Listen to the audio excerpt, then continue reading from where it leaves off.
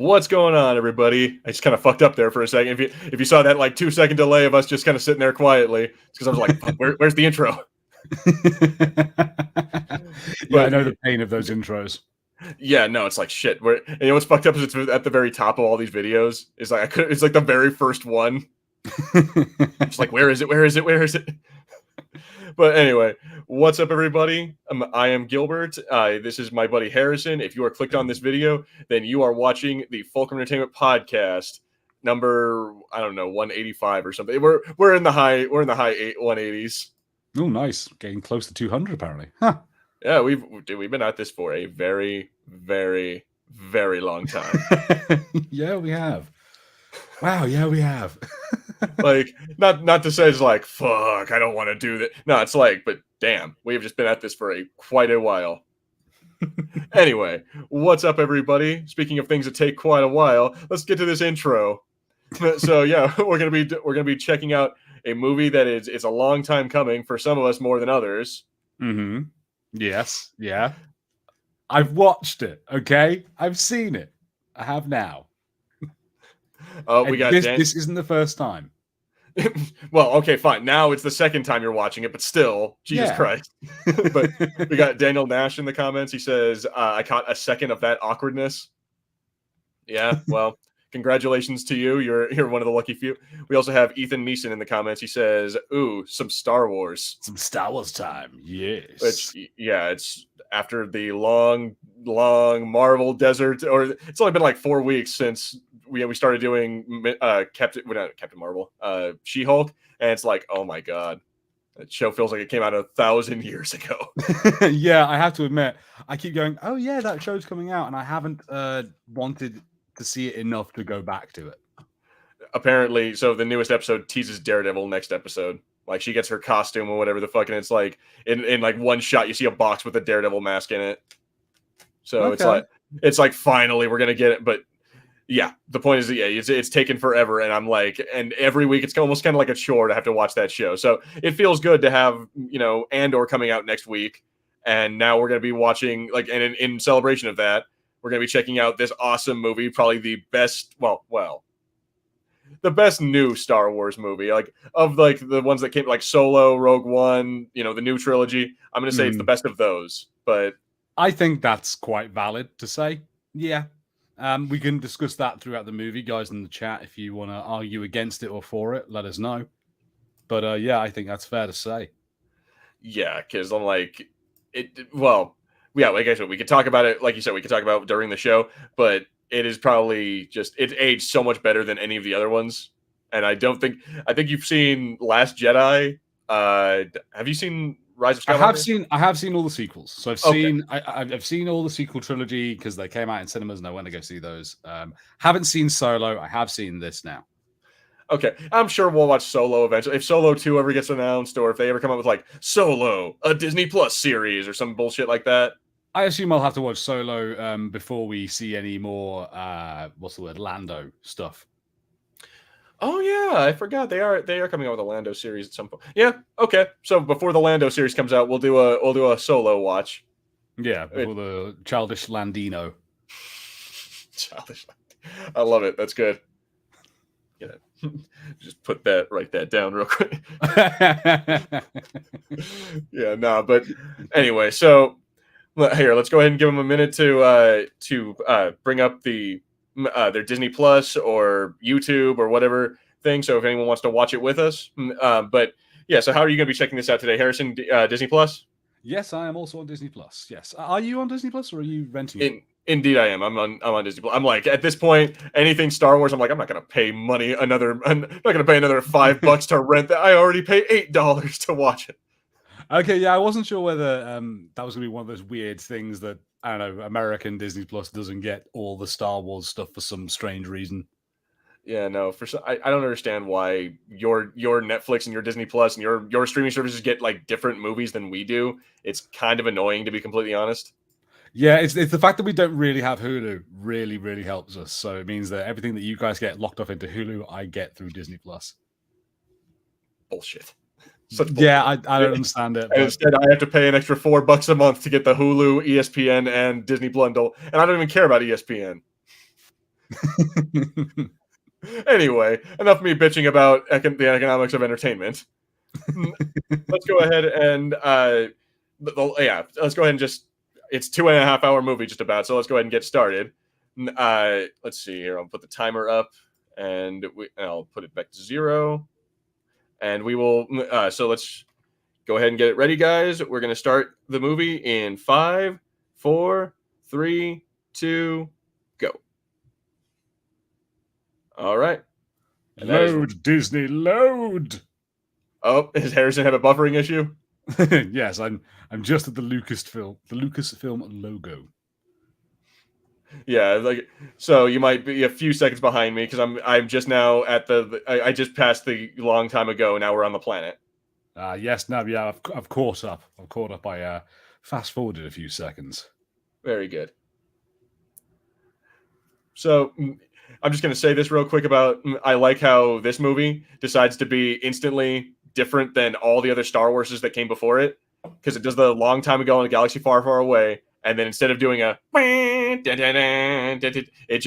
just drops you right into it, and then also the you know how like most Star Warses they start on a planet and then they pan down. This one pans up. Oh my. Yeah, so instantly we're establishing that we are a different Star Wars movie. See, Rian Johnson, that's how you do it. We had an expectation, they subverted it. They went up from the planet. Yeah, no, I just found that interesting. Is that when I first watched this, I'm like, okay, so here comes the opening crawl. Oh, look, no opening crawl. No opening crawl is quite unique. And I think that's not necessarily something that I didn't like, because I mean, if you watch Solo later on, that doesn't have an opening crawl either. It does like its own weird like opening credits sequence. Okay. So yeah, like that's save that pleasure for the day that I finally enjoy Solo. But yeah, so that's one thing that's kind of cool about all this is that these little things that kind of set these Star Wars. They're not Star Wars movies so much as they are a Star Wars story. So it's just kind of interesting to see them set apart that way. I do appreciate that. I think that this is sort of almost the ideal way to be making Star Wars movies right now, is to having these lovely, almost Star Wars Legends-esque extensions to the canon that we already have. Mm-hmm. See, yeah, because like now I'm going to argue a big part of this, of why this movie is so popular, is the end scene. Like the ending Darth Vader hallway scene, which is cited by everybody as like the greatest piece of Star Wars cinema. Okay. But yeah, without that scene, I think that this movie is just like it's not bad, but it's just okay. Oh, okay, yeah. I don't know if that's fair. When I was watching this movie, felt that it had like a sense of adventure that worked for me that a lot of Star Wars movies haven't had. Like I loved the kind of the way that we had these people banding together, the slightly sort of Fellowship of the Ring kind of style vibe of it, the slightly ragtag, almost Guardians of the Galaxy sort of bunch that you get together. Even the fact that the rebels don't sanction the mission towards the end, and so it's a bunch of people who believe in the cause enough to go for it. I really appreciate that. There's a lot of stuff I appreciate about it. Maybe there is enough about it that it's nostalgic and just looks good to me that it keeps me getting through it, even though maybe the story doesn't always fit. All right, that's fair. Like, and that's not like there's like I said, it's not a bad movie. There's a lot of fun here. K2SO is probably one of my favorite droids. Andor is pretty cool. Like, especially that's his opening scene where he like shoots his informant, and it's like, damn, dude, this isn't your dad's rebellion. Oh yeah. Yeah, no, I quite like that they sort of try and get that across, that being in the rebellion is harsh. Mm-hmm. Yeah, like what are now I believe these are, I think these are the Death Troopers, or these are the not Death Troopers, like those like Dark Troopers or something like that. Okay. Yeah, right here. I forget what these guys' designation is. These Black Stormtroopers here. But yeah, like I like these guys because this is the first time we see them, and it's like, ooh, dude, like weird, creepy zombie troopers.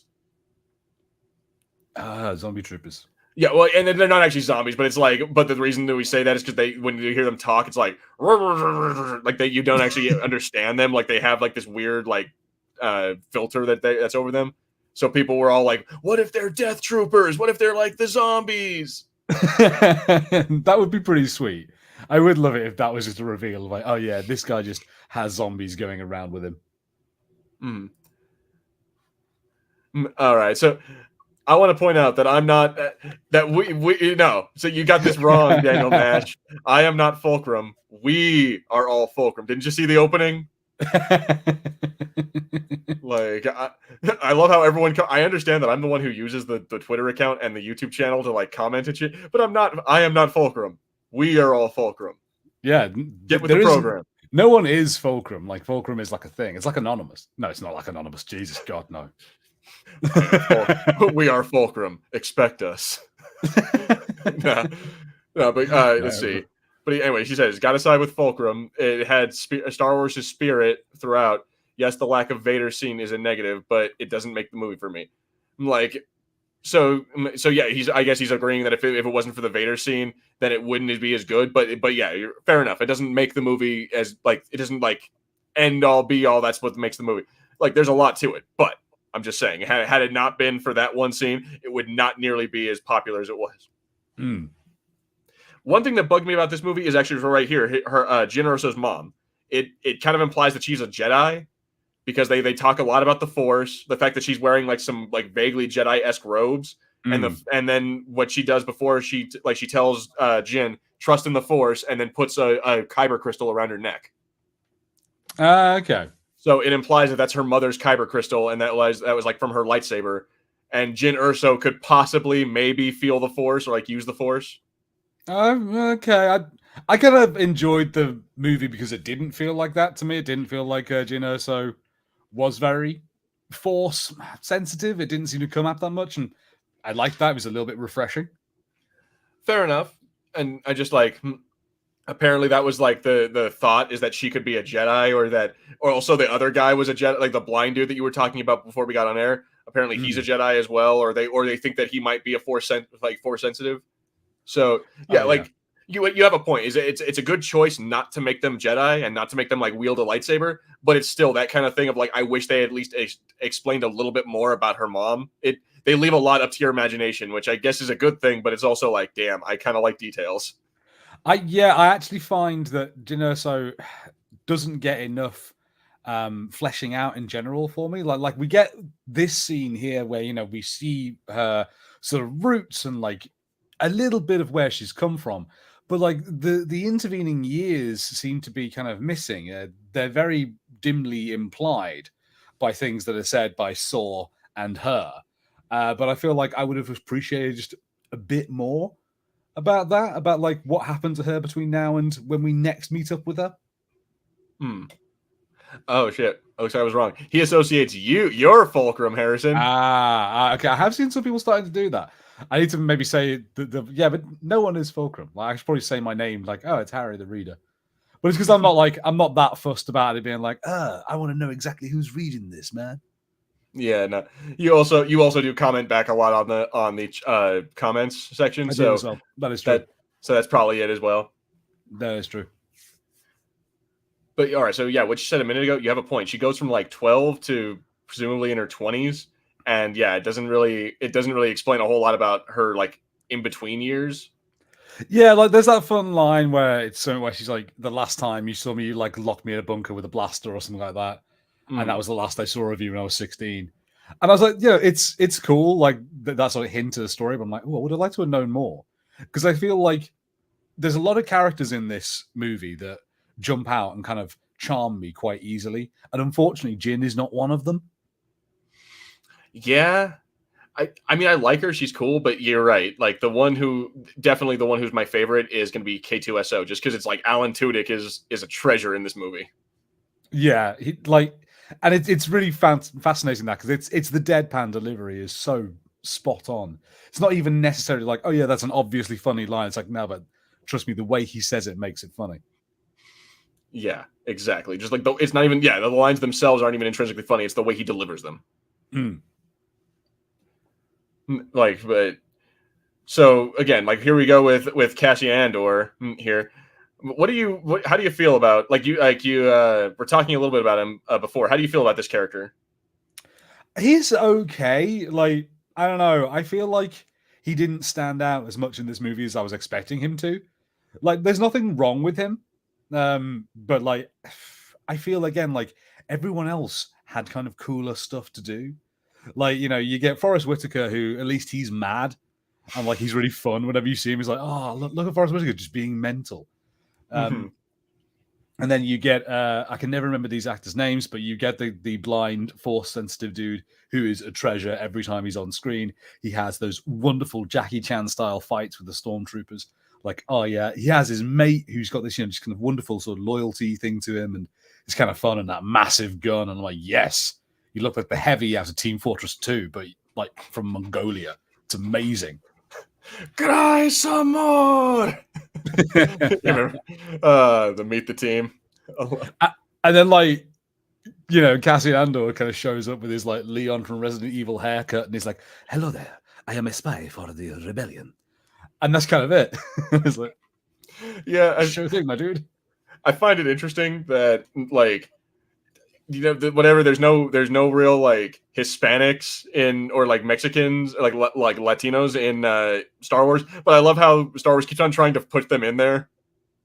Yeah, I mean, I appreciate it. You know, no, let me say this: I appreciate the representation. What I don't really appreciate is that they're trying to make it like overly obvious that it's like, oh yeah, these are like Latinos of the Star, like even with the names. There's one, so I've mentioned it before, is Trace and Rafa Martez.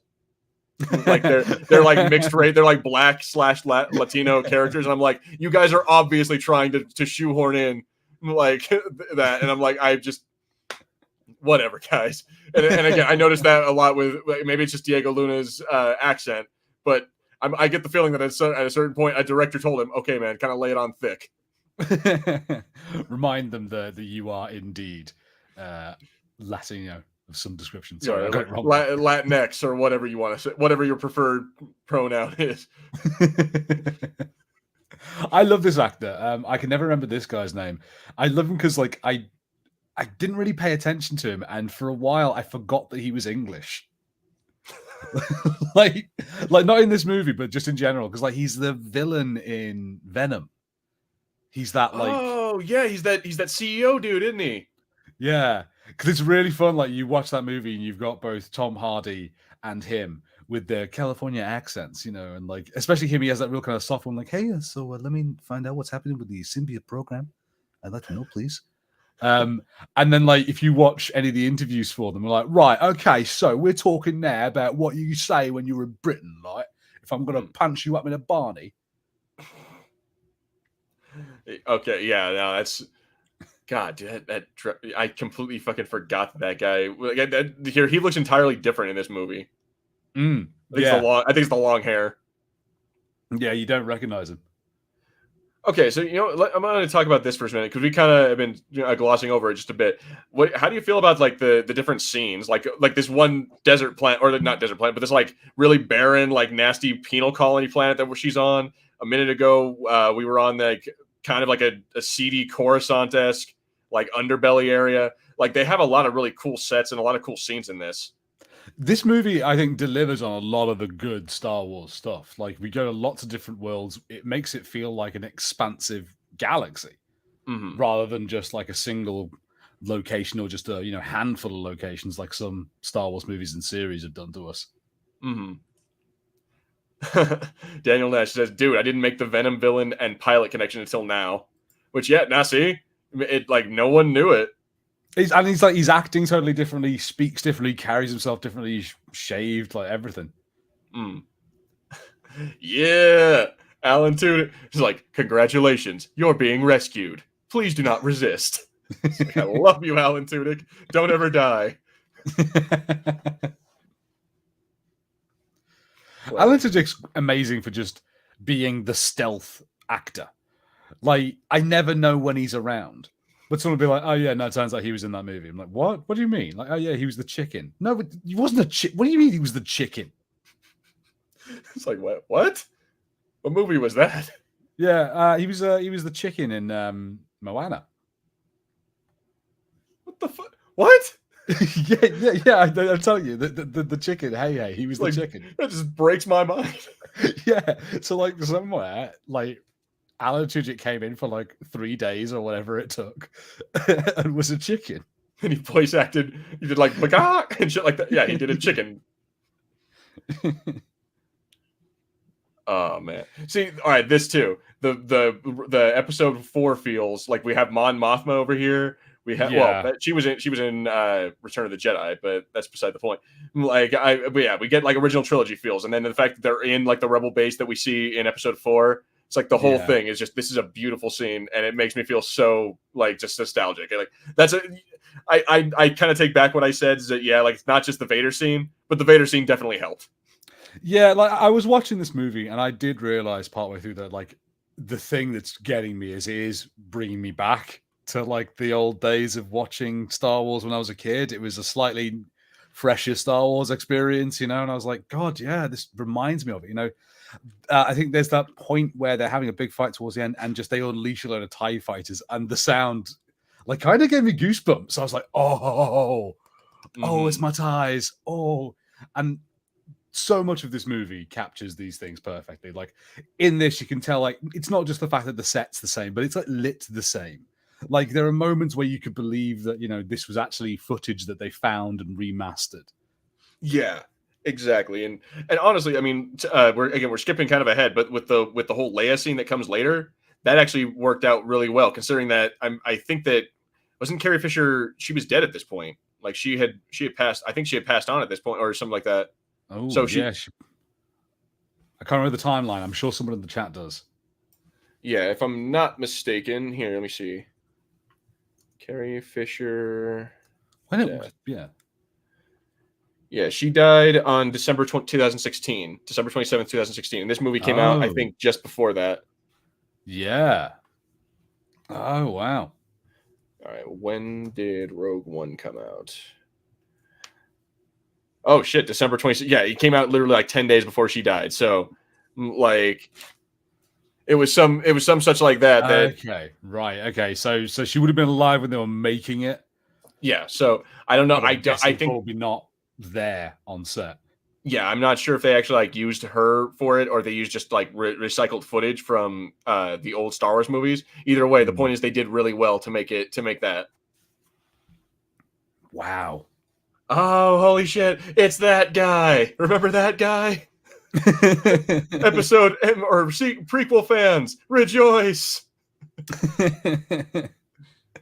There's a bit later on where there is the most shameless Wedge Antilles like reference.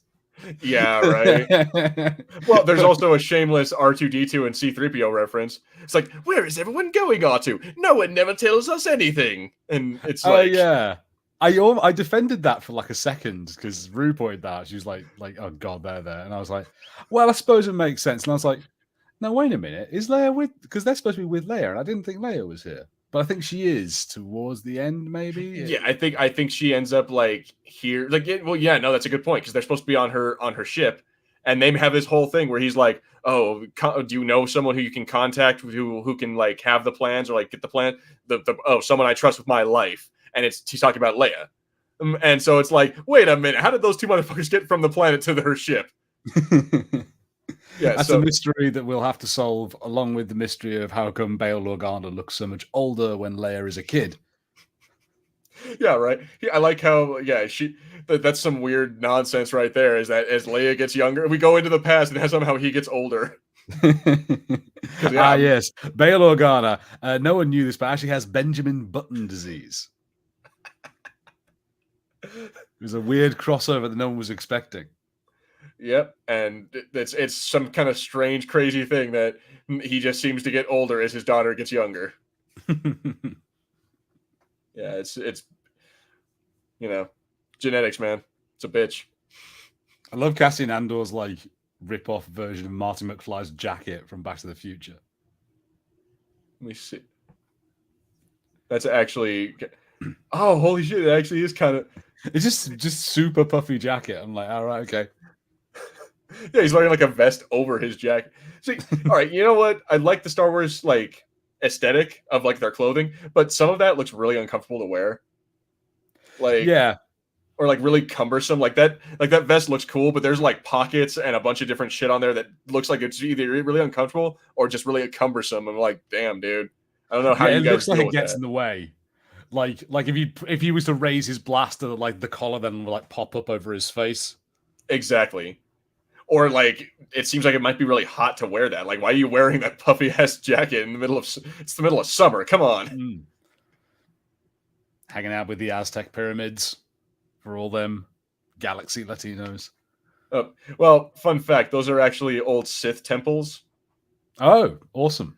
Yeah, so that's actually like a whole thing. Is that turns out that Yavin is an old, or Yavin 4 is an old like dark side site, which is I guess part of the reason why they hide there or something like that. But yeah, there's like old temples that's where Luke Skywalker's Academy is apparently in an old like rundown Sith temple. Ah, okay, right, okay. Now we've gotten Forrest Whitaker back, and he's now space pirate, which is really so. I can't. He's like sort of still part of the rebellion, but they all seem to be just kind of thugs. So I had a theory about this that like at least I thought that it was like something to do with like making a political statement of some sort, because at this point the war in Afghanistan was still in full swing.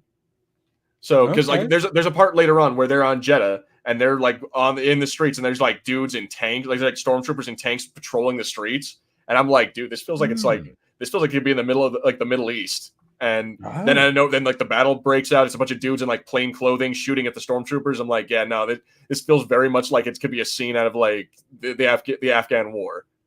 And so that's very interesting. Oh, and it kind of makes the idea that the rebellion is like Al Qaeda. It's like they are not the good. Well, they're not the bad guys, but they're also very much not the good guys. At least not Saw Gerrera's. Yeah, I suppose like that is a kind of truth that you get of revolutionary actions, especially sort of violent rebellions and things, is that you will get people of different colors within there, even if you are, like fighting against an oppressive, like oppressor, like the Empire is a clear oppressor, like sometimes you're going to get someone nasty in there who likes the killing too much, but it's just K2SO this time, so it's fine. I mean, K2SO is a droid. You can let him. You can kind of give him like a little bit of a pass because he doesn't like he doesn't have empathy. It's because he's a machine. To be fair, he does like at the end of this get real like no, I am humanity in my circuits and I shall sacrifice myself. Okay, Matt Berry, relax. I've been having fun with the Matt Berry recently. I want to say though, that shot we just got of like the Star Destroyer next to the Death Star, that was probably the most bitchin' thing, because like we know how big a Star Destroyer is, and then you see like the scale of the Death Star next to it. It's like, damn. Now we have some cutscenes taken from Jedi Fallen Order. Oh, dude, I forgot. Yeah, this guy's dead.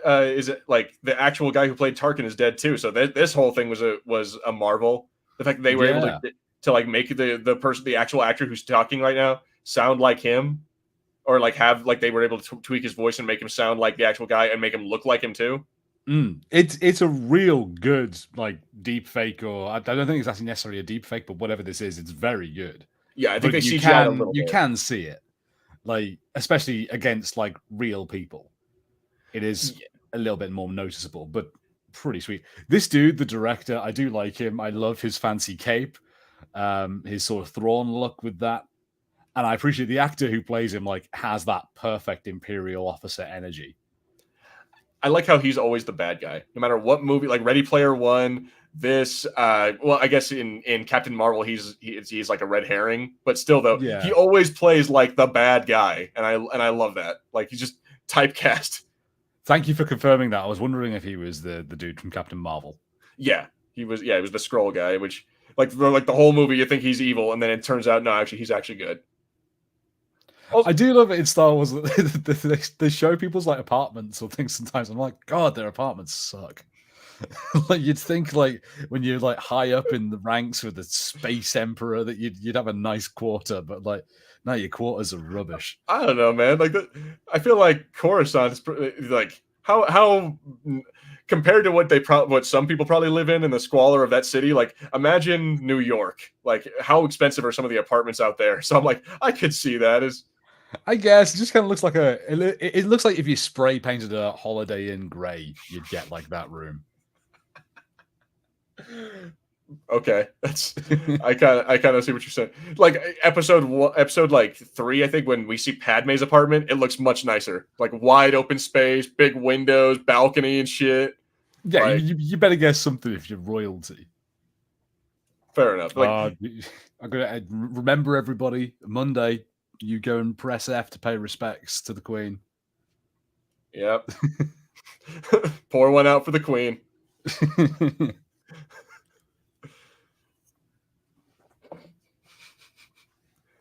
I got a day off though. That's pretty cool. Oh yeah, that's pretty cool. That is pretty cool. Yeah, my gift from Elizabeth II. I guess technically wouldn't it be Charles III who's giving you the gift, since he's the one who's the current monarch? It's like, fucking mourn my mother. Yeah, God, you know what? Like, no one cares. No one should even care about this. But mate, I've been spending the last few days going, God, like King Charles looks like his mum. Like he's really starting to look like his mother, and I'm like, he can hold up a 50p piece and go, oh yeah, there's not much difference. I've seen the new like look of like what your money looks like with the new print of Charles on it. Is like, nah. Just go with Apple Pay. Just go with like.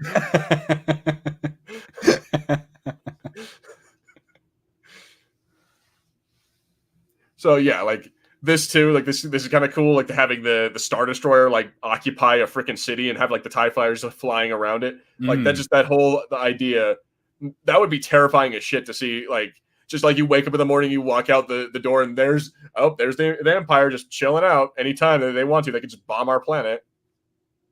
I really like all this. I like the sort of overall world building it gives to Star Wars when they get to this area, this kind of like holy city, and like this sort of thing of like, you know, the ways of the Force haven't totally died out, and they're still, even at this point, like kind of weeding them out. Yeah, right. Like, see, this is kind of cool because I mean, if you remember watching Obi-Wan Kenobi, like this kind of happens at roughly the same time, or well, a little bit after, but still, it's kind of nice to have all these different things. And you're like, oh yeah, now the puzzle pieces are all starting to kind of get put together for me. I kind of like that. Like other people I know, they all had complaints about Book of Boba and Obi-Wan Kenobi, and some people didn't like Mandalorian as much and other shit. Like, but yeah, like I do kind of like when we have all these little pieces and I can kind of put a nice, nice line together. So we've got to Boar Gullet. This thing is horrifying. Right. Do you know what? I've watched this is the second time I've watched this movie today. In between that, I've watched the movie Life with Ryan Reynolds and Mysterio. I've forgotten his name. Jake Gyllenhaal, yes. So just watch that, which has a monster quite similar to Boar Gullet. It's exactly, Calvin. Yeah, like doing this weird tentacle stuff to people. Dude, you want to talk about a horrifying movie? Yeah, no, that movie was fucked up. That's a dark movie, people. It's a great movie. It's pretty good, but it's bleak.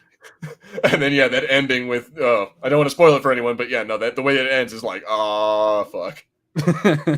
Oh yeah. Oh look, not quite C-3PO. One of the bug-eyed ones. Oh yeah. Is that the same as the like assassin droid thing that's in the Mandalorian season 2? Is it with IG-88? No. So I believe that's just another protocol droid. I think it has its own designation, but yeah, I don't know exactly what those are. Oh hey, look, it's that asshole from it's these 4. guys. It's like, don't worry, they survive what happens next. Apparently, yeah, they get off the planet before then, and then only to die a few weeks later. Which, yeah, apparently this takes place. I think they said it's like 1 week or or a few days or something like that before the events of episode 4. So it's like, yeah, man, like that would kind of suck because how crazy would it be to survive like that crazy bombing of this planet? It's like, oh my god, dude, we were so close to dying. Let's go start a fight with an old man in a bar. Let's just get our arm cut just to get killed. That's it. It was like they're trying to get over their PTSD of surviving this. Like this is like, Star Wars Hiroshima. Like, and it turns out that these two dudes just had survivor's guilt, which is why they were so aggressive to Luke. Yeah, like turns out Mos Eisley Cantina is actually like a like a VFW. Like, and like they were genuinely causing trouble by being in there. Like Solo's only allowed in because of the stuff he did like in the wars. Yeah, because he was technically like, okay, spoilers for Solo. He was technically an Imperial officer for like a minute. Like, yeah, he joined. There's a whole thing where he has to get off his planet. So in order to do it, he joins the Empire and wants to go be a pilot. But he ends up getting washed out of the pilot program and becomes a grunt. I see. My favorite dude has turned up, the blind. Oh yeah, I love everything about this dude. I love the actor. So I don't want this to come off as racist, but he's kind of like the Wong of this movie. Yes, yeah, I get what you mean. Like sort of wise and kind of also the comic relief at times. Exactly. He's like the fun mystical dude who comes in there and also somehow makes you laugh. Yeah, I absolutely agree with that. And is the best fighter in this whole thing and has like the best action scenes. See, but yeah, like I do like that thing of like he tells her, is like he senses her kyber crystal and he's like, oh, I could tell you your fortune for that thing you have around your neck. And it's like, and I like how he clearly can tell that it's a kyber crystal just because he can feel it. Yeah, I really appreciate the thing that gets me is that this guy, like, loads of people have been like, even his mate is a bit like, the Force, whatever. And it's like, it clearly works. It's like, doesn't it? Yeah, no shit. Like, you've seen, you like, clearly, like, as old as that guy is, you have seen Jedi. You know that they exist. Yeah, like, this dude is for real blind and sees stuff still because the Force is a real thing. Yeah, like here in a minute, he goes walking and beats up a bunch of stormtroopers while being blind. Like he goes all Daredevil on them. I can kind of get it, like maybe from a thing of like, hey, we shouldn't be saying this stuff out loud because it'll get us in trouble. But like he seemed to be able to get away with just saying that, literally shouting it in that like square. Yeah, that like the Force, let's say about the Force and how the Jedi and shit. And it's like, wouldn't that be propaganda that you wouldn't be allowed to say? Like that'd be like seditious material or some shit like that. Yeah, like, you know, they'd sort of go all East Germany on you and das ist verboten. Yeah, exactly. Put you in I was gonna go all Russia, but say they're gonna put you in like the gulag. Yeah, well, whatever the, you know, like Star Wars desert gulag equivalent is, like a really big sandpit. So yeah, this is where I was saying that it feels like this is a war in Afghanistan thing, because like most of the rebels that they see are all like wrapped up in like rags and shit like that, and this is a big like market desert area. I see what you mean. Yeah, like, it very much feels like, and again, I don't think it's coincidental that the formal military are the bad guys, and I'm like, yeah, no, a lot of people think America is the bad guy in that. Yeah, it's a complicated situation in any war. Yeah. What are you gonna do? We needed oil. Yeah. No. but yeah, News needed something to broadcast. Exactly, yeah. But in all seriousness, though, yeah, it's just like I found this to be interesting, and I didn't know if it was so much a political thing or if it was just like they were just being like, oh well, you know, it's relevant or it's topical. Yeah, it's interesting. Like I didn't think of that at all, but like maybe my mind just doesn't go there. But when you point it out, those parallels are quite clear. Yeah, and I don't know necessarily whether it's trying to say anything with it. Sometimes I can understand that they just want to do images that are recognizable. Mm-hmm. Oh, dude, I love this. It doesn't make any sense to me that they're in a firefight and here in a second she's going to turn her gun into a freaking baton. But I do love how she does this.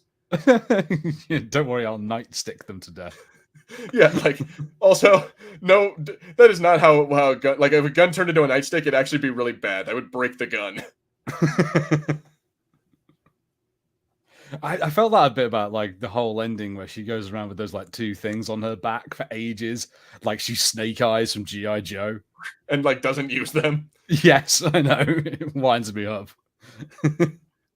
Oh, dude, I do love this. How he catches the grenade and just. Oh yeah, great scene. Oh no, I should have stayed behind. You know what's interesting? Yeah, we're already 30 minutes into the movie, and so much has happened. It feels like, and it doesn't feel like it's been slow really at all. Like it goes pretty well paced. I think this is the sort of thing I mean, that like the real adventure feel of this movie comes across. Like, and I don't feel like there's anything that's like by the numbers either, even though there are things that, oh yeah, we've seen this before, but I don't feel like the movie is just going through the motions. Like even with this, like, we go, okay, let's try the whole pretend they're prisoners route again. But they have the great thing of just Alan Tudyk messes it up because like they messed his programming, so he doesn't even know how to lie. Yeah, no, but I do like that too. Is like he smacks Andor. He's like, and there's a fresh one if you mouth off again. Like, he seems like he's having a little too much fun with that. Ooh, this is actually a really fun part of the movie. Oh yeah, this was this dude like go all. Oh, this is fantastic, and I love this. It's the playfulness as well with it. Like, there's a moment in this where he's just like, "Oh, sorry, did I get your foot?" Like, I really love it. See, now that just shows also how shitty this stormtrooper armor is. If its stick can break their freaking helmets or like hurt them, I'm like, bro, how crappy are you guys? Well, we saw the Ewoks handling it, didn't we? Yeah, so, right. Yeah, I guess so. But like this is really great to see, like him like smacking them around, like he can sense their freaking like when they're about to shoot and dodges it. I'm like, this guy's a badass. And this one, like this dude knows the Force. Like it's no good. But what I appreciate about it is that like, and why I don't feel like he's a full on Jedi, is because like how he's always like reassuring himself of it. Like, I love how he's always doing that. Like, I'm one with the Force and the Force is with me. Yeah. Yeah, and that kind of stuff. It's like, he's not sure, he's not a master of it, but he does feel it, and I'm like, I love that. So let me see here. It says Chirrut Imwe is his name. Chirrut Imwe. Yeah, the character. In real life, his name is let me see, what is the actor's name? Damn it. Isn't he the dude Donnie Yen. Man? Yeah, I think he might. Yeah, I think he might be. Yeah, but in this movie, his name is Chirrut. Let me see what it says. Like, I believe it says what he actually. Yeah, okay. He's one of the Guardians of the Wills, which a Guardian of the Will is like basically a monk who is Force sensitive, but they aren't actually Jedi. They're just they pray to the Force. They understand the Force is a thing, and they guard the Jedi temples, but they're not actually Jedi. I quite like that. I'm kind of into that. The sort of mid-tier Jedi. We should have more stories about those dudes. Well, not Jedi, but mid-tier Force users. A lot of people are into that. Like apparently there's a lot more stories about the Guardians of the Wills in like Legends and stuff like that. Right. Okay. I'll have to check those stories out. So I want to talk about this guy. I want to see more of him and stuff. I hope that he shows up in what's it called? Andor, the dude with like the mask who's all freaky. Like that dude is actually like this freaky terrorist dude who's actually kind of badass. Interesting. Okay, yeah. Is he's got nothing to do with that Jedi who also had the face mask? No. So that's what's his name? Hang on a second. I can do this. We spoke about this dude before. I remember.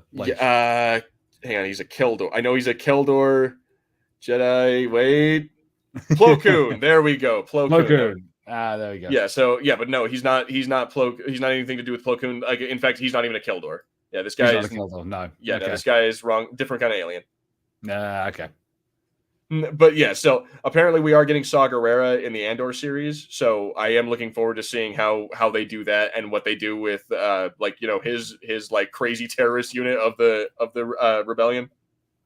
Yeah, actually, now that we're probably going to be getting on to Saw, like I think that is one of the weaknesses I think I have of the movie is that even though I like that he's sort of mad when like you next see him, it's a bit weird that we don't see any of that journey at all. We like see that character like twice, and he literally goes like, "I'll come and get you.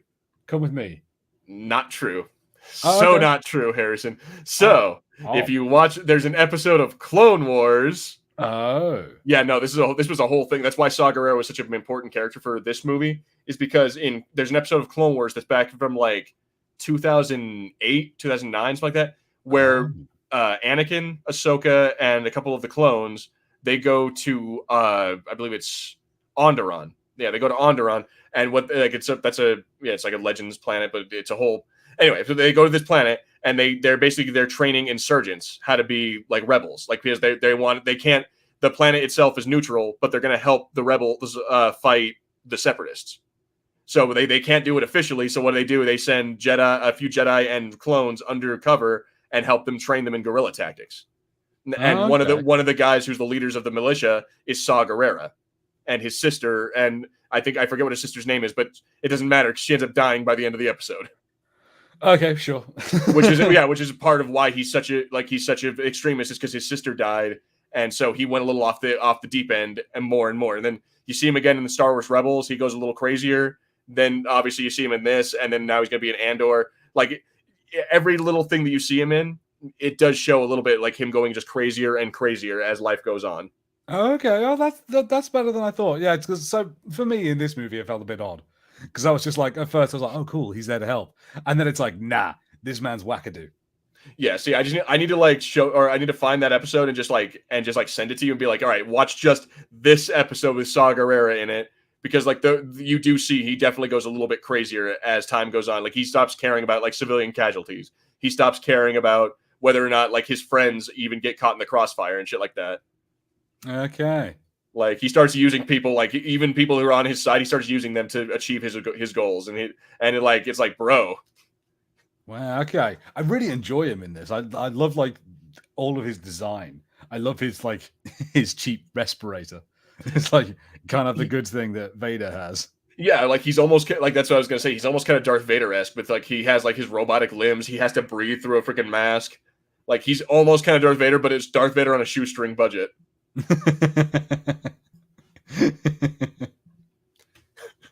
It's like, I really like Darth Vader on a budget. Yeah, like if Darth Vader couldn't afford the black leather and the fancy voice box.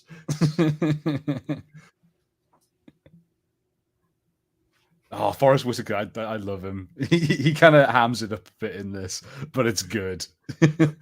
Yeah, I like how when he's interrogating the guy, more lies. You have been sent here to kill me. It's like, dude, what the fuck? What is that accent? Like, what are you doing? Yeah. Forrest Whitaker, I love him, but he is such an odd actor, and he just. Have you ever seen him in Species? Have you seen the movie Species? I believe so. Yes, it's been a long time, but yes, I believe I've seen that movie. Oh, he's the worst character in the world in that. The empath who feels emotions, and like they come into a place that's covered in like alien goo, and there's a body, and he goes, "Something bad happened here." I'm like, "Yeah, thanks, Forrest." It's like, yeah, I love it. Yeah, thanks, Forrest. We know. And then, like, if you've ever seen him in The Shield, every time I see him, I remember him in The Shield going like, "He's pissing all over us. What does it taste like to you? It tastes like piss to me." I'm like, "Thanks, Forrest." Yeah, no, like Forrest Whitaker's been some funny, like he's done some funny roles before, but like in this, it's just like, yeah, he goes a little over the top, and I think he's just having fun with it. Yeah, and like, well, God, you should do that, shouldn't you? If you get the chance to be in a Star Wars movie, just go for it. Oh yeah, dude, straight up. Like, if I ever had the chance to just be in like, I feel like my dream goal would be a stormtrooper, but still, yeah, like overall, if I ever had the chance to just be like a rebel in the background, or it's like, all right, now's my chance. I gotta like really freaking do this. I gotta like make sure I am like my energy is up here. Yeah, I feel like I could maybe like get cast as some sort of space racist in a bar who gets like killed by a like a lightsaber. Like, you're that dude in Obi-Wan who's like who cuts in the water line. You've got something to say. Yeah, you know, like. Yeah, but like the thing, I either like to be a stormtrooper or like I said, like a nondescript, like a rebel doing something who gets shot, like a rebel who gets like stabbed by Darth Vader or something. Like that'd be fun. If it were for the fact that I don't think it would necessarily work in terms of like the beard, like I'd love to do like what a few actors have done, like Simon Pegg and what's his name, JD from Scrubs. Zach Braff. Zach Braff. There we go, Zach Braff. Yeah, because he was the weird mole person in Obi-Wan Kenobi. I would do that. Yeah, but apparently, what's his name? Daniel Craig was the stormtrooper who freed Rey in. Oh yeah. In Force Awakens. So like that'd be kind of cool. Like to get even if you don't get a face role, to get a voice role would be kind of cool, just for like 2 lines. Well, I love the idea of being like a particular alien, just being like, oh yeah, no, like I got to be an alien in something. I would, yeah, no, that'd be kind of cool. Like if they were like make you like Bib Fortuna, like Twi'lek you out or some shit like that. Yeah, yeah. I mean, like, but I think like the best I could probably do without having to shave would be like taser face or something. You can maybe make my face red or some shit like that. Taser face. Next Halloween, Harrison, gotta be taser face. Oh, dude, look at that! Look at that episode 4 vibes. Commencing primary ignition. This right, okay. So there's a whole thing in this, and I don't know what it is, but I just don't like buy into Jin as much. I don't get as invested in Jin as a character. So like this whole thing where it's like, you know, this kind of really heartfelt message from a father at the end of it. Mm-hmm. I don't know. I feel like I should like it more than I do. Yeah, I mean, I like I said, I like Jyn Erso, and what bugs me about this movie most is that you don't really get to a whole lot of her. Like you get her, like obviously you get this whole thing, her heartfelt story with her dad. But my problem is that you don't get a whole lot of her backstory or like her in between years, and then more than that, she dies at the end. So it's like, well, fuck, that's the end of that. And like, yeah, she's very active in like bits in the finale, but like for a lot of this movie, she kind of doesn't do much. Like here at the front, she just kind of gets taken places. Like, and she's literally like, you need to come along with us because we want your name to get in there. Like, she's a bit passive throughout this, and it's sort of right towards the end where she's like the one who's fighting to get it transmitted, and you know, and is like climbing up that tower. But yeah, I feel like they could have given her more to do. Yeah, I think a big part of that is because we have to focus on like 6 different people. So we have Andor, we have her, we have Chirrut and his buddy, the pilot guy, and K2SO. So we have a lot of people who need screen time, not to mention Krennic and Saw Gerrera, like Darth Vader. Like there's just a lot of stuff going on. So it's like the problem is you can't focus on just Jyn because it's not just her movie. Like it's about the entire squad. Yeah, you're true. Yeah, that is right. But yeah, but they do very much paint her as like she's the main character, but because it's like it's her struggle, it's her dad and all that shit. But yeah, I kind of like see what you're saying. Like they don't focus on her as much as they probably should. Yeah, I wish they spent a bit more time with her. Mm-hmm. So let's check a couple of things there on our PC.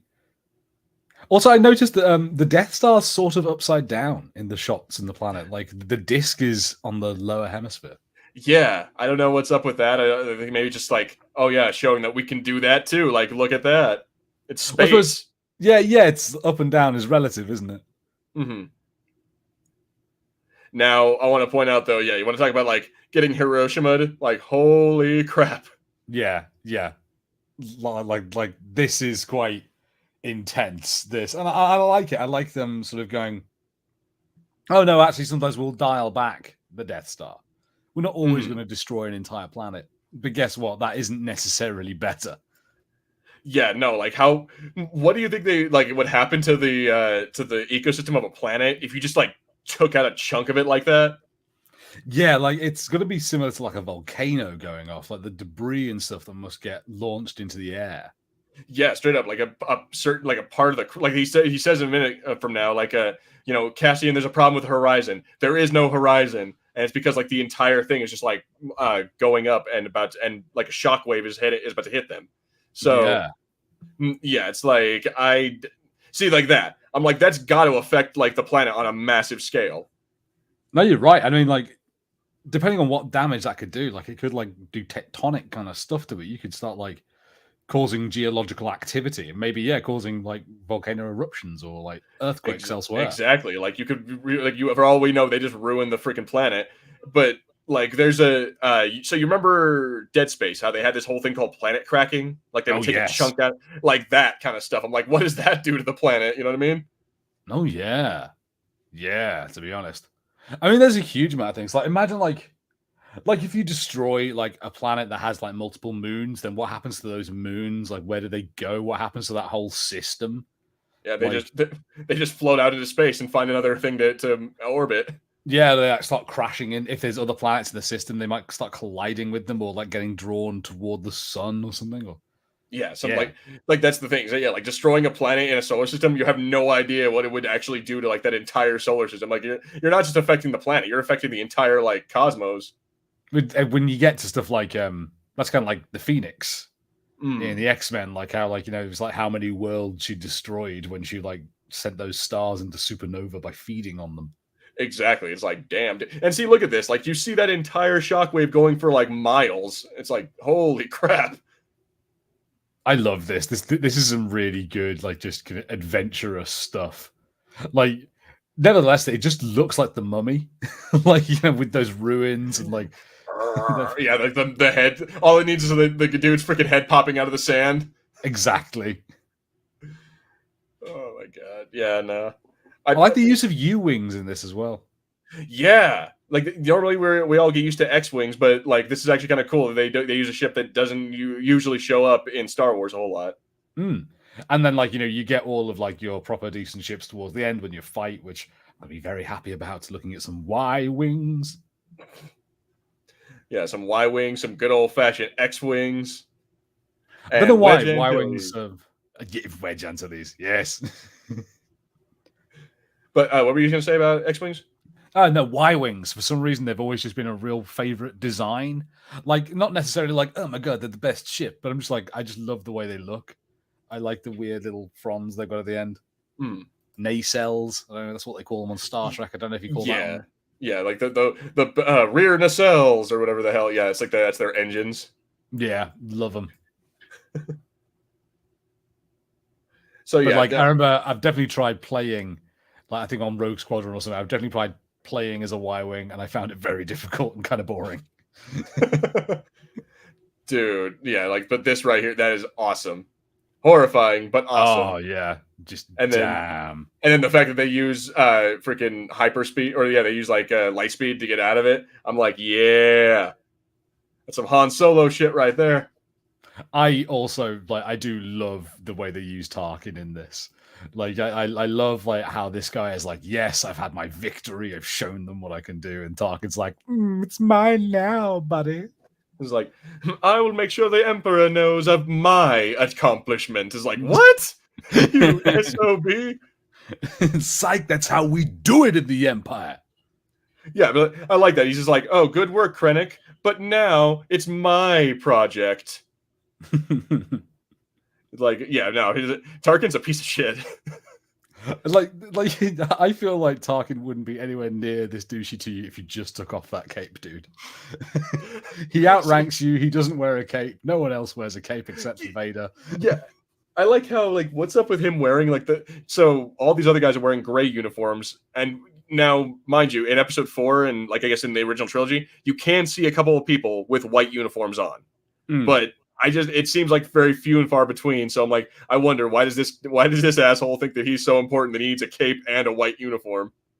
Yeah, like I can understand the white uniform if it's because he's a different part of the Imperial Navy, maybe because he's like a different unit or something. Yeah, because he's like leading experiment on here. But the cape is just a bit like, now come on. It's like, what? It's the proper Imperial dress uniform. Yes, for Imperial dress occasions, not Sunday lunch. It's like, yeah, dude, you look like an asshole walking around with that fucking cape. Who are you, Darth Vader? And see, that's the thing. Is that, well, why doesn't Darth Vader? Because no one's going to tell him that he looks like an asshole. Yeah. Like, I dare you to try. Yeah, like, dude, the dude already has that helmet. Do you think he could pull off the helmet without the cape? Well, that's a good point, actually. Yes, no, that's true. That's a good point. He would look goofy if he didn't have the cape and he had that like funny helmet with like the big like sides to it. It would be a bit weird. It's like, what are you supposed to be? Like a chess piece or something? Like, I am a dark Sith Lord. Knight to E5. This is like, you heard me, Vader. To E5. Master, this is degrading. Go. Yeah, no, that's some good stuff. I do feel like there must have been like a time when like Palpatine or something just like Vader, fight the Imperial Guards. Just like for the hell of it or something. Or like pay people to jump Vader. Just the sake of it. It's like just want to make, I'm testing you, Vader, making sure you're still on your toes. I'm sorry, Vader, but the noise you make when you get surprised, it kills me every time I hear it. The way your respirator stutters when you're scared. That's good stuff. So, all right. So, yeah, but I think that's why I was going to say, we're kind of talking over it, but I think that's why is because there's not really a whole lot going on right now. They're just kind of like, I don't know. Yeah, they're sort of like discussing like what we've learned. Like, so it's like making sure all the characters know about it now and sort of laying out what we can do. Yeah, like what we know so far. It's like, here, when we last left our heroes. Yeah, it is a bit like that. Like let's catch up and like here's where we are. We now have to convince the rebels like to go off on this message, even though we don't have a copy of it, and it's just what this chick says. Which that's a stupid thing. Is that where's the copy of the message? Well, I didn't bring it. Why not? Like, what? You couldn't have grabbed the disc before you ran away from the exploding or from planet. Yeah, that would have been really helpful if they could have done that. Like, it's just like I'm sure they had an answer for why. He's like, oh, your dad sent me like a hard copy or some stupid shit like that. I'm sure it was something like that. But I'm like, she couldn't have made a copy of it, or she couldn't have grabbed the disc or something. Like, what the hell, man? We're trying to check. Is it Mads Mikkelsen who plays her dad, Galen Ursa? Yes. It is Mads Mikkelsen, right? Because Mads Mikkelsen has been, or was at least, part of a campaign for a brand of beer here in the UK for Carlsberg. And so, like, every time like I see him, I'm like, yes, it's like he's offering me a nice, refreshing Carlsberg right now. See, Mads Mikkelsen to me is just like he's always the bad guy and everything. Like again, he was in I think it was not Casino Royale, it was Skyfall. He was in Skyfall. Oh, yeah. He was the bad guy in Doctor Strange. Yep. He's the bad guy in freaking Death Stranding. Oh, is he? Yeah, he's like one of the weird like ghosts, like soldier dudes or whatever. But the point is that like Mads Mikkelsen is always the bad guy and stuff. Like it's much like this dude, the director Krennic guy. So it's like it's weird to see him as the good guy in this movie for once. I know what you mean. Yeah, I think it's partly because like they don't seem to change his hair from movie to movie. Like he kind of looks the same. I'm like, dude, just do something different. Mm-hmm. It doesn't help that obviously because he's kind of forced to be. He is in that Imperial officer's uniform. Yeah. So, like, I don't know. What do we count this as? Like a rain planet? I mean, yeah, like I'm kind of into that. A misty planet is better than like. I think it's the sheer like value you get like as a Star Wars viewer. Like you get to see so many different worlds in this movie. Hmm. Like, and I mean, I appreciate that. Like, I didn't even mention the fact that we were just in a desert planet again for like the 90th time in a row. But yeah, like it's the fact that you're right. Like, we get to see different like ecosystems, different worlds and stuff. It's just I find it interesting is that like we don't like of this one. We're just like fuck it. We don't know what to do. Rocks and rain. Fuck it. Yeah, actually, it kind of looks a little bit like the place where Obi-Wan and Vader had their standoff at the end of Kenobi. Yeah, kind of. Like yeah, turns out it is the same planet. It's like this weird crater where like Kenobi got buried. Wait, hang on, I'm gonna look it up. Where Galen Erso died. Find out where Galen Erso died. It was Iadu. Known, all right. So, rugged planet in the Outer Rim's Bezit sector. Iadu is known to the extent it's known at all for its rainfall and native nerf herders. Oh, lovely. So he died on Iadu. Now I need to see planet. So there's somewhere like nearby some poor nerf herder being like, the hell's going on over there? Yeah, exactly. Whatever a nerf herder is, honestly. I know that's apparently what Han is. Yeah, it seems to be some form of insult. I assumed he was someone who herded something called nerfs, not somebody who just herding big foam darts. Like I thought a nerf was maybe some sort of Star Wars animal. Oh, okay, never mind. It's Vancouver. So no, it's not the same planet. Oh, okay. Oh well. I mean, that's probably good, but it's not all just the same stuff. Yeah, no, we're not just going to like you've said before. It's not a neighborhood; it's a galaxy. Yeah. I kind of like also this thing here where like the two guys stay behind the ship, and I'm like, I don't know why you guys bothered. You're leaving this ship. We all know it. Yeah, right. Also, so I like how so K2SO totally drops the freaking dime on him. It's like, oh well, his sniper or his rifle was put in a sniper configuration. It's like, dude, way to be a snitch. I'm not sure how I feel when he says the force moves darkly near a creature that's about to kill, because I'm a little bit like, nah, explain what that meant. What was that?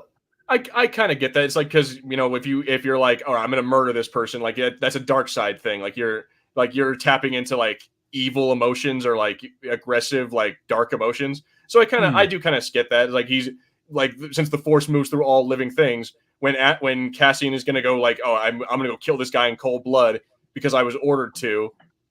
Like he thought like Jin thinks that their mission is to bring her father back. But then the general told him, like, all right, when you see I forgot that. Yeah. Yeah, he told him when you see Galen Urso, you shoot him and you kill him, no matter what.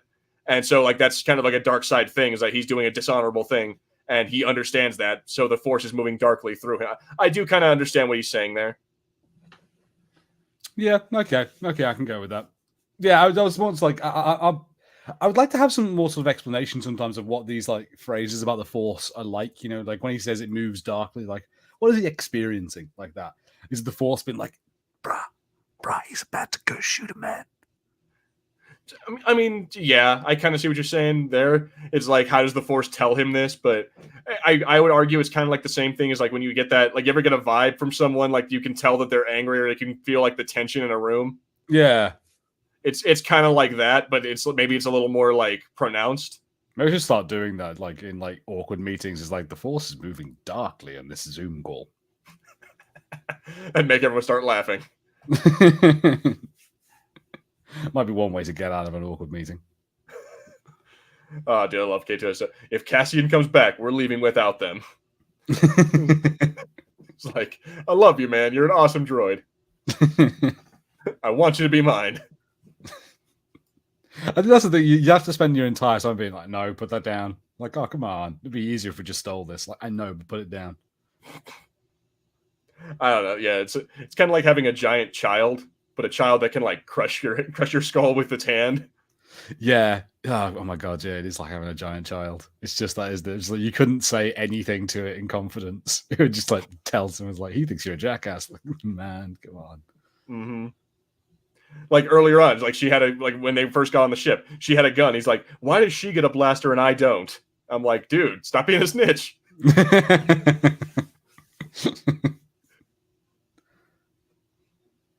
We get plenty of those like 3-wing shuttles, and I'm very happy about that.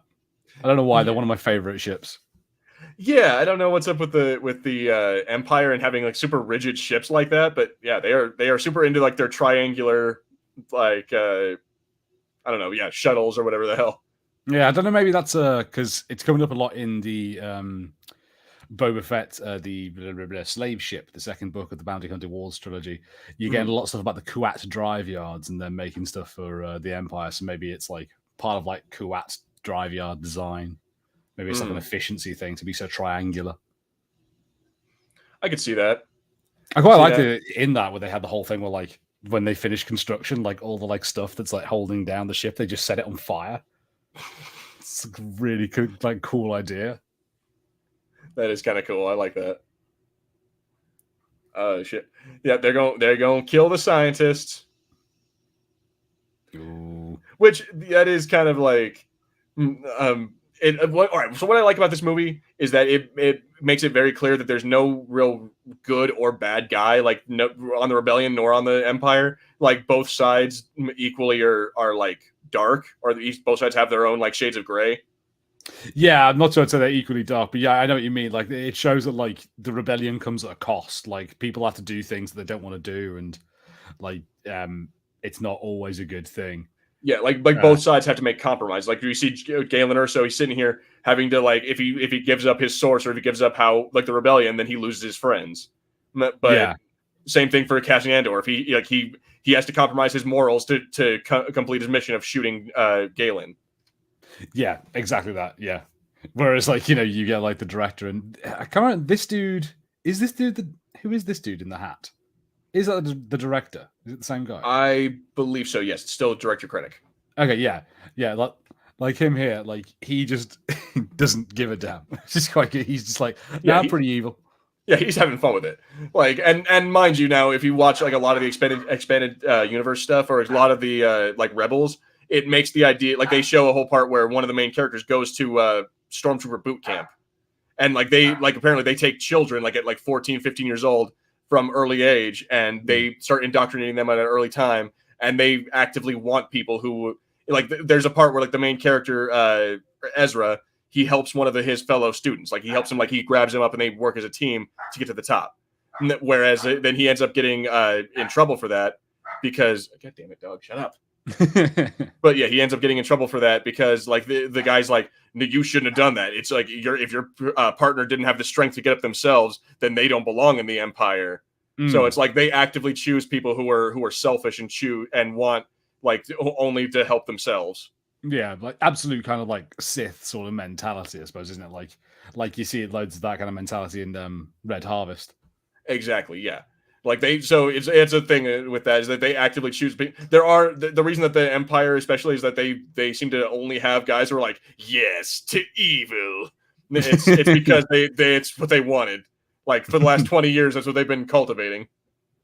I quite like it. There's a few. I think it's in both of the Bounty Hunter Wars books that I've looked at so far. But you get a lot of talk about like Palpatine wanting to consume, and it's like like none of it'll ever be enough. I think it's Prince Zizor. Like he's all like, I know that Palpatine's going to eat up the Black Sun, and he'll eat up everything one day. Like nothing's ever going to be enough, and like the entire Empire is kind of built on that, and he's like raising up everyone else in it to do the same thing. Exactly. Yeah, it's like just so he can have ultimate power and just like rule the universe. Yeah, which you kind of like because it means that like people like the director dude. Yeah, they're doing all this work to get to the top, but they're ultimately still feeding themselves to Palpatine. Mm-hmm. Yeah, I mean, basically, yeah. And I imagine it's like it's partially that they don't realize it. It's like they think the Emperor is just another guy. They don't realize he's actually a Sith. Like they understand Darth Vader. Like, oh yeah, he's a Jedi, or he uses the Force and he has a lightsaber and blah blah blah. But they don't actually. I don't think most people understand the concept of a Sith. And I imagine like a lot of them are like thinking, this is a hierarchy. Like eventually the Emperor will die. Someone else needs to take its place. And it's like, why not me? Yeah. People probably say, oh, it'd be Darth Vader, but hey, Vader's just like his attack dog. They need a real leader up there. Which, yeah, no, that's like, what could you imagine? Like, what if Vader? We could talk about this on one of our episodes, but what if Vader like actually killed Palpatine and became like a fucking like the Emperor? Yeah. I think if anything like that happened, Vader's rule would be like bloody, but probably would end. I think like because I don't think he can manage in the same way. I think he'd get like too angry. He'd get too Anakin about the whole thing. Yeah, he wouldn't have the patience to govern. Like, yeah, he'd like send like all of his ships to like hit the rebels in like one spot or something, and then immediately let himself be flanked out or something like that. Mm-hmm. Maybe not immediately. He's still Darth Vader. Yeah, dude, I love this thing. Like this crazy like bow and arrow rifle thing that he has. Oh, the bow and arrow rifle thing. Yeah, it's like so. If you watch, yes, Jarut, he just like his rifle just became like a bow for some reason. Yeah, they do some great stuff with his kind of like art direction on his character. Just honestly, everything about this, like there's a lot of really good choices here, and just across Star Wars in general. But yeah, like this is a really good.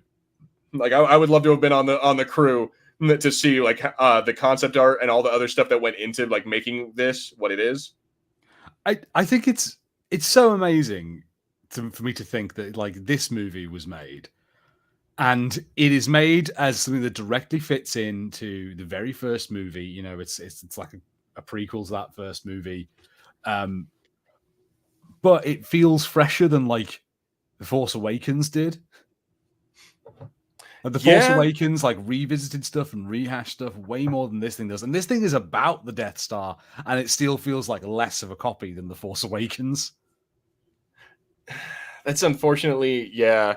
It's because it's not copying it. Unlike Starkiller Base, now it's the Death Star, but bigger. It's like instead of that, it's like okay, yeah, no, we're gonna take a story you already know, but we're gonna expand on it. As opposed to rehashing it, we're gonna expand on it.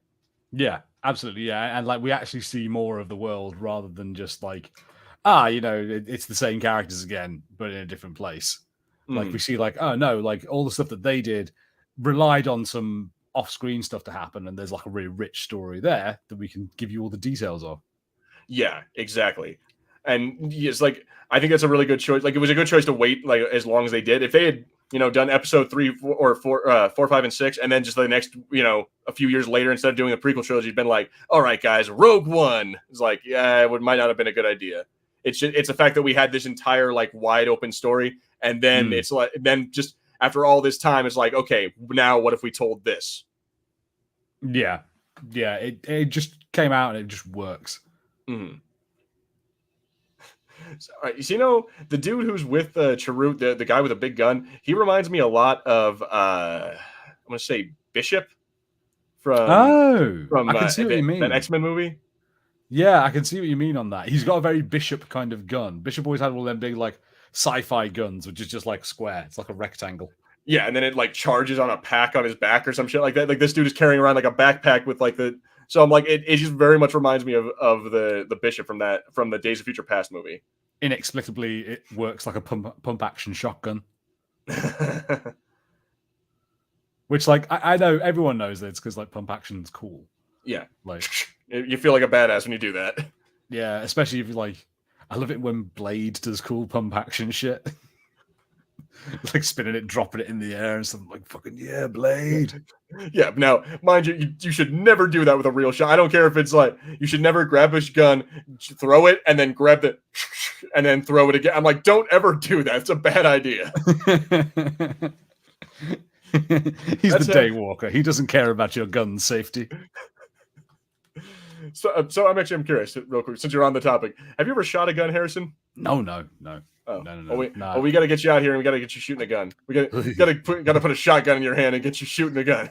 Oh dear. Okay. Feel the power of God. Oh, that's like that old Vine. I have the power of God. No, I think I got into BB guns for a while, and I've like shot like an air rifle. I think. Oh, I mean, yeah, it's not the same, but yeah, it's a similar feeling because you have that feeling of a rifle, but it's not the same because there is definitely a kick and a loud explode. You feel like it's just like that. The first time you shoot a gun, you go, boom, it's just like, whoa, that was awesome. I don't know. It's like the kind of like the first time you light up a firecracker. It's just kind of like that big explosion. You're just like, whoa, I want to do that again.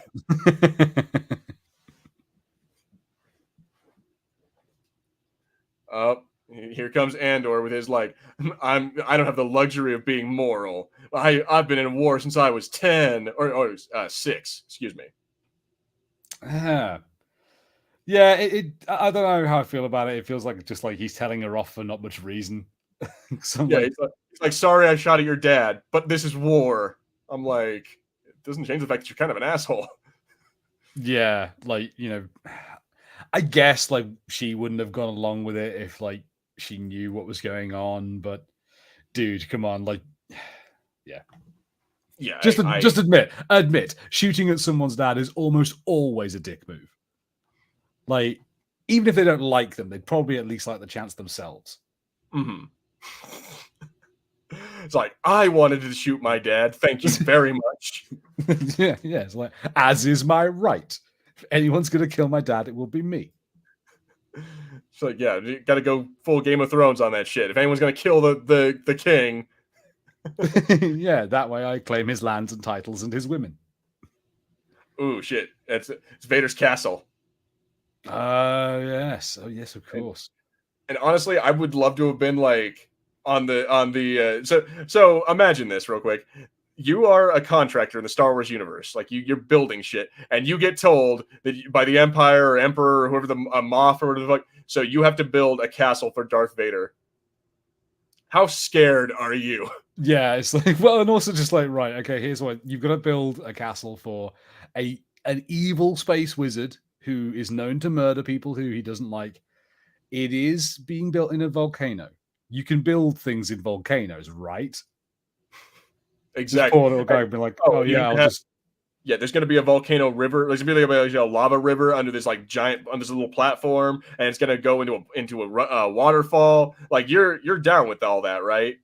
It's Yeah, like there what? must have been like some moment. He's like, but that is fine. Capping off a molten lava flow is easy. We'll just do an explosion there. It won't get in the way. But no, I need you to make that lava a feature. It's a feature. Yeah, I want it like you know, some people have like little fountains in their gardens. Like, well, I want that, but it's lava. Yeah, see, like look at this. He has a platform with no railing over a lake of lava, or presumably what is lava, because like there's like red light coming from the bottom. So I'm I like, want to have really intimidating meetings with people. like this is a really cool thing, but yeah, like this is like, I feel like, yeah, no, dude, this is messed up. Like if this is his office, it's a really fucked up way to make people meet you. Yeah. I imagine I like the thought of it being his home as well. He's like, Director Krennic, take off your shoes, please. Thank you. Although that's kind of a bitchin' window right there. Yeah, it's sort of like it is kind of a good view, but then Vader seems to waste it. He sits in his little egg, like watching TikTok or whatever. So there is a question. There's how long does it take him to heal? Because Boba Fett healed in like 3 days. Like he got out of the Sarlacc healed in like 3 days. Vader's been doing this shit for presumably like 20 years and still hasn't healed yet. It's like, what kind of crappy like off-brand Bacta are you using?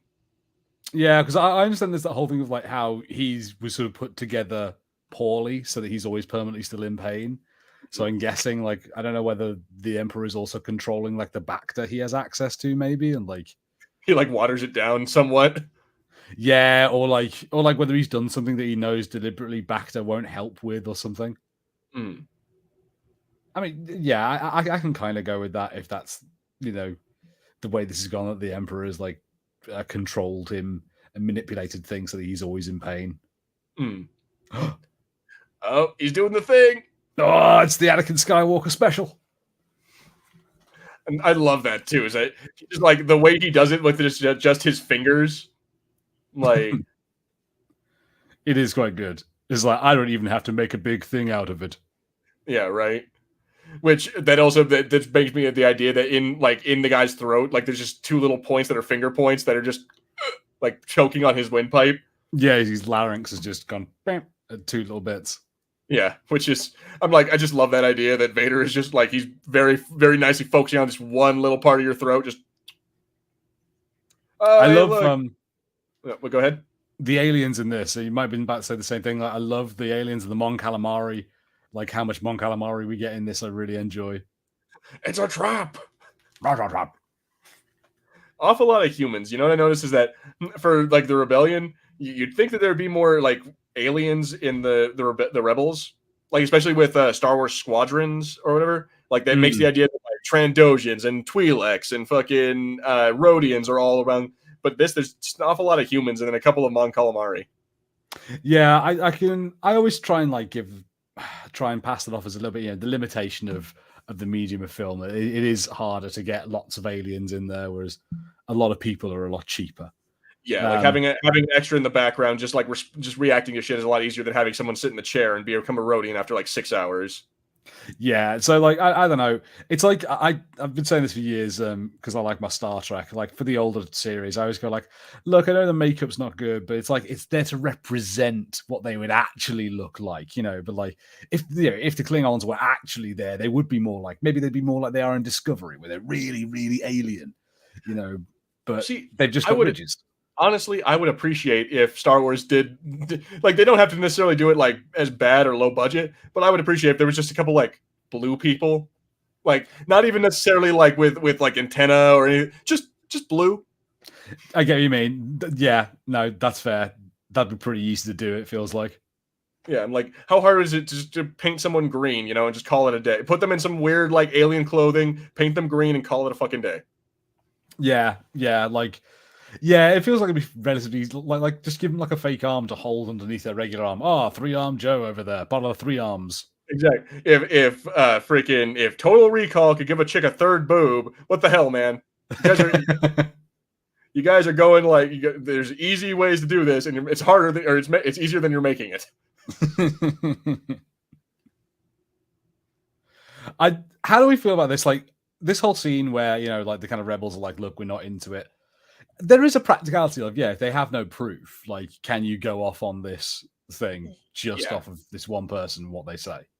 Yeah, and it's like she has a criminal record. Like her dad was a known rebel or a known like Empire supporter. So it's like, okay, how can we trust your word? And I get that. What I don't get though is that when they start talking about the Death Star, it's like, all right, well, if they have the Death Star, what choice do we even have? We should all just disband. I'm like, what? That's weird. Yeah, it's just like, so they'll just all kill us anyway. So let's let it happen. Like that doesn't seem like the good move. Yeah, no, dude. I'm like, in fact, if anything, like it feels like the Death Star. Like if you found proof that the Death Star exists, the first thing you want to do is go tell the galaxy about that. Be like, hey, look at this planet killer that they created. Do you really want to be swearing allegiance to that?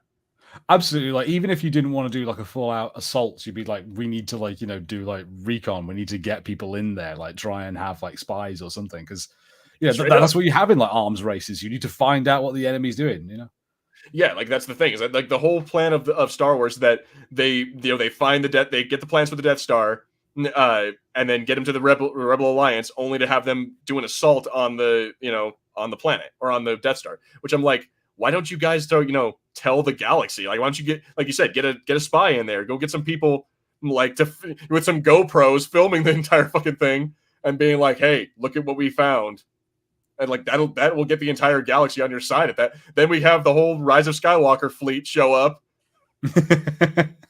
It'd be nice to see that. But yeah, like you'd be like telling people, sending flyers out like, have you seen a new moon in the sky? Have you seen green beams coming from the new moon? Things are about to get bad. New moon in the sky? That's no moon.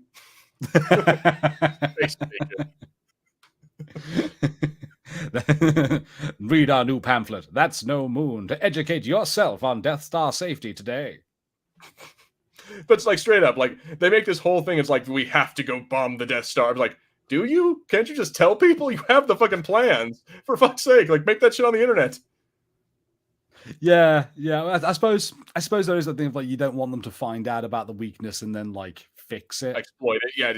Yeah. Fair enough. Like it's like, we have this opportunity, let's take it. But I'm just saying though, it's like it feels like a good opportunity to get the galaxy against the Death or against the Empire, is to show them that, hey, they made this weapon in secret that's meant to kill an entire planet. Do you know what? I was thinking about this. I wanted to ask, have you ever listened to a podcast called Mission to Zix? I have not. I thoroughly recommend it. It's a very good podcast. It's an improvised comedy podcast that's a sort of Star Wars parody. Not really. It's more like Futurama. It's about a bunch of ambassadors for the Galactic Imperium or whatever it's called, the Galactic Alliance, I think. And they have some really good bits. There's a whole episode where they meet the man who designed the Star Crusher or the Planet Crusher, which is their Death Star. And it's the guys like, and they're going, so many people died there because you designed that flaw into it. It's like, hey, what? They were happy with the work. If they didn't check it, that's not on me. Like, if there was a flaw, they should have found that. They should have checked it when I delivered it. That's actually a good point. Like in this movie too, is that Galen Erso, he actively, like, you killed my wife, I'm gonna put a little tiny hole that you could shoot a torpedo into to destroy your plan. I'm like, did no QA guys be like, guys? Yeah, they sort of explain it away with like, oh, he kept it hidden from the Empire. But it's like that seems like a hard job to do, given the number of people who have to be involved to build the Death Star. Yeah, like there would have been some guys like installing those chutes going, you notice this goes right to the reactor. Like, yeah, someone was building that chute like all the way up from the reactor and was like, why are we doing this? It's like, what the fuck is up with this exhaust port? It's like, yeah, don't all the other exhaust ports like go through a converter before they actually get out here, because like we want to remove stuff from it. No, straight out. Yeah, it's like, this will be fine. Also, there he is. They mentioned the Jedi. He served me well during the Clone Wars. Yes, I did notice the Obi-Wan, and then the I would trust her with my life, and I'm like, all right, okay, it's a bit on the nose. Yeah, but we all know. And then he said Captain Antilles. He's like, and it's that guy, the dude who fucking.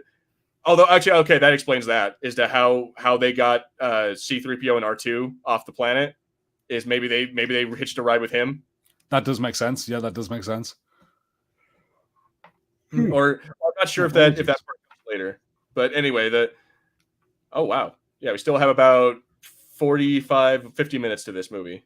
Yeah, we got a little while to go with these guys. I'm quite enjoying it because there's a lot of good stuff to come. Kind of some of the better parts of this movie are to come up towards the end.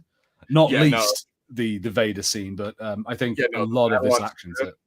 Also, just the planet of Scarif. Like, so shout out to one of our friends, Chantel, and her buddy Ro on the Scarif Scuttlebutt podcast. But yeah, like I just want to say, like the planet Scarif is beautiful. I just like it's all fucking like Pacific Island, like beach, like beachfront property. It looks freaking awesome, and I love how they have this too, like this weird gate that like shuts off, like you can't enter the planet unless you go through this gate. Yeah, I quite enjoy that, like the idea of them like controlling an entire planet's traffic that way. Which also begs the question: why don't they have more of those in other parts of the galaxy? Yeah, you'd think they'd be there. I suppose for some planets it might be impractical, but then you'd think like for some like Coruscant, you'd think like for big sort of like political hubs like that, it would make sense, and you'd have like multiple ones around the planet, and you have to go through customs and stuff to get into them or something. Mm-hmm. So let's see. Where are we now? So I really love this ship with the 4 wings. I do really like that. Oh yeah. So something that we also skipped over. I really appreciate how they actually make the idea of, the Rogue One thing is like, what's your call number? Rogue One. Rogue One? There is no Rogue One. And it's like, well, there is now, which I appreciate that because later on if you watch Empire Strikes Back, there's that one dude flying around. It's like, this is Rogue 2, which I appreciate that means that like, first of all, in real life, we heard that one line and it was like, hey, what if we made Rogue One? And like, but then also I do kind of like the idea that pilot must be so badass that he got the designation Rogue 2 because he was just that, like these people are all got honored after their deaths, right? So I don't know, like if someone said, we'll call you Rogue 2, and be like, what are you saying, man? What do you know that I don't know? Am I a red shirt? Am I destined for death? Yeah, like is this X-wing full of explosives, dude? like more than usual. See, I always took it as like, it's like, all right, you're so cool, you get to be the second person of the Rogue Squadron, which apparently formed right after these guys all died. Okay, right, I see. Yeah, okay. I'm not a huge fan of like that bit. It's a little bit too sort of like, hey guys, it's the title when it's like, Rogue One. Yeah, no. Although that is kind of say what you want. It's a cool designation. Like, oh, this is Rogue 1, Rogue 2, Rogue 3. It's like, fuck you, Red Team. Yeah, no, it is pretty good. Which of the leaders would you like to be? I always like the sound of Gold Leader. Gold Leader? Like Gold Leader standing by. No, I guess if I had to choose, it'd have to be Red Leader because that's Luke Skywalker. He was Red 5 at first, but then in I believe it's Return of the Jedi, he becomes Red Leader. I mean, you would. It's just like this guy destroyed the Death Star. I think I've got to follow him. Yeah, exactly. But so at that point, I'm like, I would say Red Team, but I don't know. Gold Leader sounds pretty cool. I need to check it out. What Gold Leaders were flying? Were they Y-wings? They might have been. I believe so. Yeah, Gold Team was Y-wings. Oh, they were. Nice. So of course you'd like to be Gold Leader. You want to be the leader of Gold Squadron because they're all Y-wings. All right. So personally, if I'm gonna be honest though, I wouldn't like. I definitely would want to fly the Rebellion rather than the Empire because, dude, the Empire, fuck TIE fighters. Things look like they would be fly. Yeah, going out in what appear to be the intergalactic version of smart cars with like machine guns strapped to the front. Yeah, it doesn't seem like a great move. Yeah, no, I know they show it in like Mandalorian. They show that Moff Gideon's has like landing gear, but none of the other TIE fighters I've ever seen have landing gear like that. So I'm like, no, I wouldn't want to deal with any of that bullshit. Yeah. I kind of sometimes think that like a B-wing would be interesting because they're like such odd ships. Yeah, there's like that weird cross ship, isn't it? Or am I thinking of a different one? Yeah, they are. And like, I think what you see, God, I've forgotten her name, but the sister of that character from Last Jedi is like on a B-wing right at the beginning of the movie. Yeah, yes. The B-wing. They're cool and they move in a cool way. I like it when you see them in flight and they're like flipping around and like the axis is weird. Axis is weird. But like I'd be fascinated to know, like, as a pilot, like, how do you control one of those? Like, what are you doing? Are you like morphing it into like one form into another as you move through? Yeah, see, that confuses me. Like, and then not to mention, it must be a bitch. Like, I've always wondered about that, about the Millennium Falcon, with like this entire ship over here and your little tiny cockpit over there. It's like, how do you drive that without crashing into everything? Yeah, just parking must be a nightmare. Exactly. Like, and same thing with the B-wing. Like you have this long ass ship with like your cockpit over here, and then like the entire thing. I'm like, nah, dude, fuck all of that. Do you know what was a spaceship design that I really dug and like didn't really happen afterwards? Do you remember the Matt LeBlanc Lost in Space movie? Yes. And like the ship he has right at the beginning of that, there's these like fighter ships like a ball, and then, like, the rest of the ship rotates around it, and it was like so fun. And I wish I saw more like spaceship designs like that. You kind of get it in some Star Wars things. I think there are some ball like ones. Like this, the Lost in Space one almost kind of reminds me of like a Star Trek shuttle. Like somewhat, or almost kind of like remember you've ever watched Voyager? Yeah.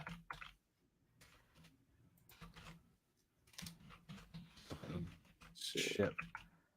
I used to be like a real tangent, I know, but I used to be so into that Matt LeBlanc Lost in Space movie. Danger, Wilbur Robinson. Yeah, I was so into it. I don't know why. I loved. I think it's because like that spooky ship at the beginning is like kind of cool, like, and the robot's awesome. Then you get Gary Oldman being weird. Yeah, I've heard that the new one isn't as good. Like the new Netflix series that they made isn't as good. Yeah, I didn't dig it. It had that thing that, I don't know, a lot of Netflix shows are kind of slow. So sometimes look pretty, but not that much happens. Also, like Matt LeBlanc gets that weird like fold out helmet in that movie, and I think it looks super cool. Yeah, no, dude, Matt LeBlanc actually he's kind of a badass in that movie. And it's kind of funny because you always remember him as Joey. Yeah, they sort of tried it out once. They tried to give him like a different role. It was like, nah, sorry, get back in Friends, buddy. Get back over there and say, how you doing? Yeah. Do you remember the spin-off? Do you remember they tried to make a show that was just Joey? Yeah, it didn't go well. No, it did not. He's not Frasier, guys. He can't carry this thing on his own. Now, who you should have done was Ross. I'd have watched the shit out of a Ross show. Oh my god! No one would have watched anything had to do with Ross. But seriously, though, watch that show again and listen to Ross, but then forget that there's a laugh track to everything he says, because some of the shit he says is creepy. Like the reason I say that is because listen to some of the weird shit he says, and it's like, dude, you're fucking weirdo. You're creepy. I do think I've seen some of those YouTube videos of like Ross without a laugh track, and there's some good ones of them. Was it Everyone Loves Raymond without a laugh track's quite good as well. Yes, some of those sitcoms are like, dude, you guys say some like the most off-color shit, and without the laugh track, it's like, wait, what? I love what K2SO is doing here. Like the way he's hacking in through that other droid is so brutal. See, no, all right, but there's one of the plot holes of this movie is that he's hacking in through the droid. I feel like he could have copied off a piece of his like programming into that droid, so that way when he died, he could have. I'm like, it's just one of those things of like, dude, you're a droid. Death doesn't actually mean the same thing for you. Okay, yeah, I see what you mean. That's an interesting idea. But it takes, if he had done that, it would have taken away from his like sacrifice and like the fact that him and Jin have become like friends and they start to trust each other and whatever. It takes away from that heartfelt moment where she gives him a gun. Yeah, I do get it's an okay moment. By the way, I've forgotten. Have you played XCOM 2? Yes.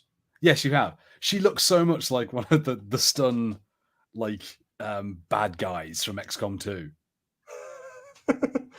I kind of know which one you're talking about, but like yeah, the Advent troopers that come and like shock you with a stun stick. Oh, yes, I know exactly. Okay, yes, and she has the stick on her back with it too.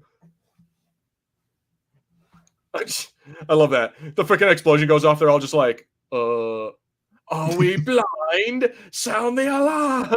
I'm like, I feel like that should have been gone without saying. Like, what the hell are you doing? I love that little mouse droid that runs after all those troopers. It's a tiny detail, and I want to know what that mouse droid's doing. Yeah, I don't know what they do. I'm not sure if they're like vacuums or if they're like this Empire's Roomba. But Yeah, yeah, dude. I always thought they were sort of like low little small maintenance droids. So I don't know why it would be rushing after all these troopers. Yeah, no, I don't know that, but it's yeah, you're right. It's a fun little like just Easter egg for them to have one running after them. Right, okay, I was just looking at that bow and arrow rifle thing. Yeah. They do sometimes a little bit like, I think, ham up a bit like they go like, he's a Star Wars Asian. Like everything he has, like he has this weird kind of like bamboo gun and his stick and things that he fights with, and he does karate. I was like, all right, guys, calm down a bit. It's what I'm saying. Like, I'm like, it's the same thing I mentioned with like the Trace and Rafa Martez and like Diego Luna being, and then even like Pedro Pascal being the Mandalorian. It kind of feels like you guys are trying to make it like a little obvious. It's like, oh yeah, we have Asians, we have Mexicans, we have like, I'm like, okay, it's technically you don't have any of those things. This is Star Wars. Yeah. I'm like, you have Naboo, you have, I don't know what you don't really call them Tatooineans or whatever, but you get what I'm saying. You have people from Tatooine, you have people from Naboo, you have people from Gungans, but you don't really have like that's my thing. Is that like your ethnic races or your ethnic groups are freaking aliens. Like, so I feel like it's unnecessary to try to like, force or it's unnecessary to try to shoehorn in ethnic diversity. Yeah, that's what you mean. And like, I always kind of thought of it as like the characters didn't necessarily. How do I say this? Like, you could sort of sound like anything and look from anything and be from anywhere. Like, I always thought that the galaxy was sort of that multicultural. It didn't sort of matter where you were from. Like, that depended on like what kind of like lifestyle you lived, but it didn't matter like what your voice was like or something. Like. Because it's an entire planet. So maybe there are entire bits of Tatooine where people sound Spanish, and there are bits of Tatooine where people sound American. You know what I mean? Like, it's a whole planet. Like exactly. So like you have Cobb Vanth on Tatooine. Oh shit, there they are. There's R2 and yeah, no, they had to teleport onto the ship. But beam me up, Scotty. But that was it, because I was like, yeah, maybe they should be there. But I was like, oh no, shouldn't they have left with Bail Organa by now, or Leia? I don't know. I'll give them the benefit of the doubt. There's probably some fan out there who can correct me and be like, actually, it all works out because this guy was on there and they went to Bibbleflip. But yeah, to go back to your point though, I agree that it feels like the genetic diversity or ethnic diversity is already like so relevant or so prevalent in the Star Wars universe. It doesn't like you're not. Black people don't come from this planet and Asians don't come from that planet. It's just like you guys are all from everywhere. You know what I mean? Yeah, I was trying to remember. Salacious told us, I think, where Obi-Wan was from. It was like Googe or something. I remember it was something. And I was like, like maybe there's this idea that, like people on that planet all have kind of Obi-Wan's voice. But I don't know. Yeah, I like the Star Wars kind of attitude of like, basically, yeah, the Empire have got all those British accents, but that's just so we know they're bad guys. Yeah, like and anyone who speaks the British accent, that's like high society or some shit like that of the Republic or of the Empire. Yeah, but you can be like anything else from anywhere else in the rest of the galaxy. Mm-hmm. So let me see. So Ghost Hand in here. He says, "I would adore to see the bureaucratic nightmare that is running the Empire. Just having to Sidious sitting for 12 hours a day approving new dispatches of materials to Planet 241." There must be some element, because like even though he's going to get someone else to do that, it's like there has to be someone who gets it, going like, oh yeah, we have done it, sir. All the books are up. His accountant is someone, and that his accountant must be brutal. Yeah, like straight. You've built not one but 2 Death Stars, sir. We don't have the resources. Shut up. I will decide what resources we have. That is kind of getting into the robot chicken, like Seth MacFarlane Emperor, isn't it? It's like, go for Papa Palpatine. For God's sake. No, look, I don't care where you're buying our paper from. Just get it bought. Yeah. I don't even understand why we have Death Star stationery and Star Destroyer stationery. Why do we need different letterheads for different ships? It's all the same empire. Let's see. We got, fresh news 247 in here. Well, welcome to the stream. He says, I want more side story movies. Jar Jar Binks having to escape the law after being caught up in the Empire takeover. Are you kidding? Jar Jar Binks would probably be looked at as a hero. He's the reason that the Empire exists. He gave the emergency powers to Chancellor Palpatine, who then immediately used them to create the freaking Empire. I feel like he'd be like a slave. He'd be like a Jasmine towards the end of Aladdin, like he's like chained up, a big chain around his tongue. Like it's like, let us all laugh at the Gungan who gave me power. So yeah, fun fact is that in one of the video games, Force Unleashed, there's an Easter egg that you can do. Like there's a mission where like you have to attack like a governor's like a mansion or whatever the fuck to save Leia, and in one of his trophy rooms there's a carbonite statue, and it's Jar Jar Binks in carbonite. I'm not so sure I want to see like a Jar Jar movie, but I would love to see a cool Gungan like character in a movie, or a cool Gungan story, because I think like the Gungans, like right at the end of like Phantom Menace when they come out and they're in that war, I always thought it was kind of fascinating, like what they had, like the technology and stuff they used. I'd love to see more stuff with them, like doing some cool stuff with them. Yeah, straight up. Let's see, Ghost Hand says I would love to see a Sidious centered series where he just deals with the political bullshit of it. I suppose, yeah, because like he is a politician. After all of this, he has spent decades being a politician, so he probably is like fairly good. Like, look, okay, I'll come in and settle the dispute. Right? Poor What is it?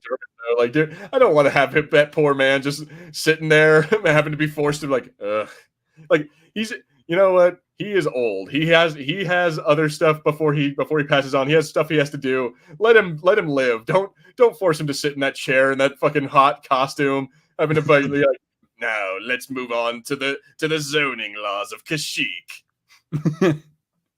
What if it was like a weird kind of like version of House of Cards, but like every episode it was a different person like trying to take power, and Palpatine kills them at the end. But each episode starts with like, I guess you're wondering who I am. I'm this guy. Hang on a second. that would be awesome. Hang on, I do want to do this one quick thing though.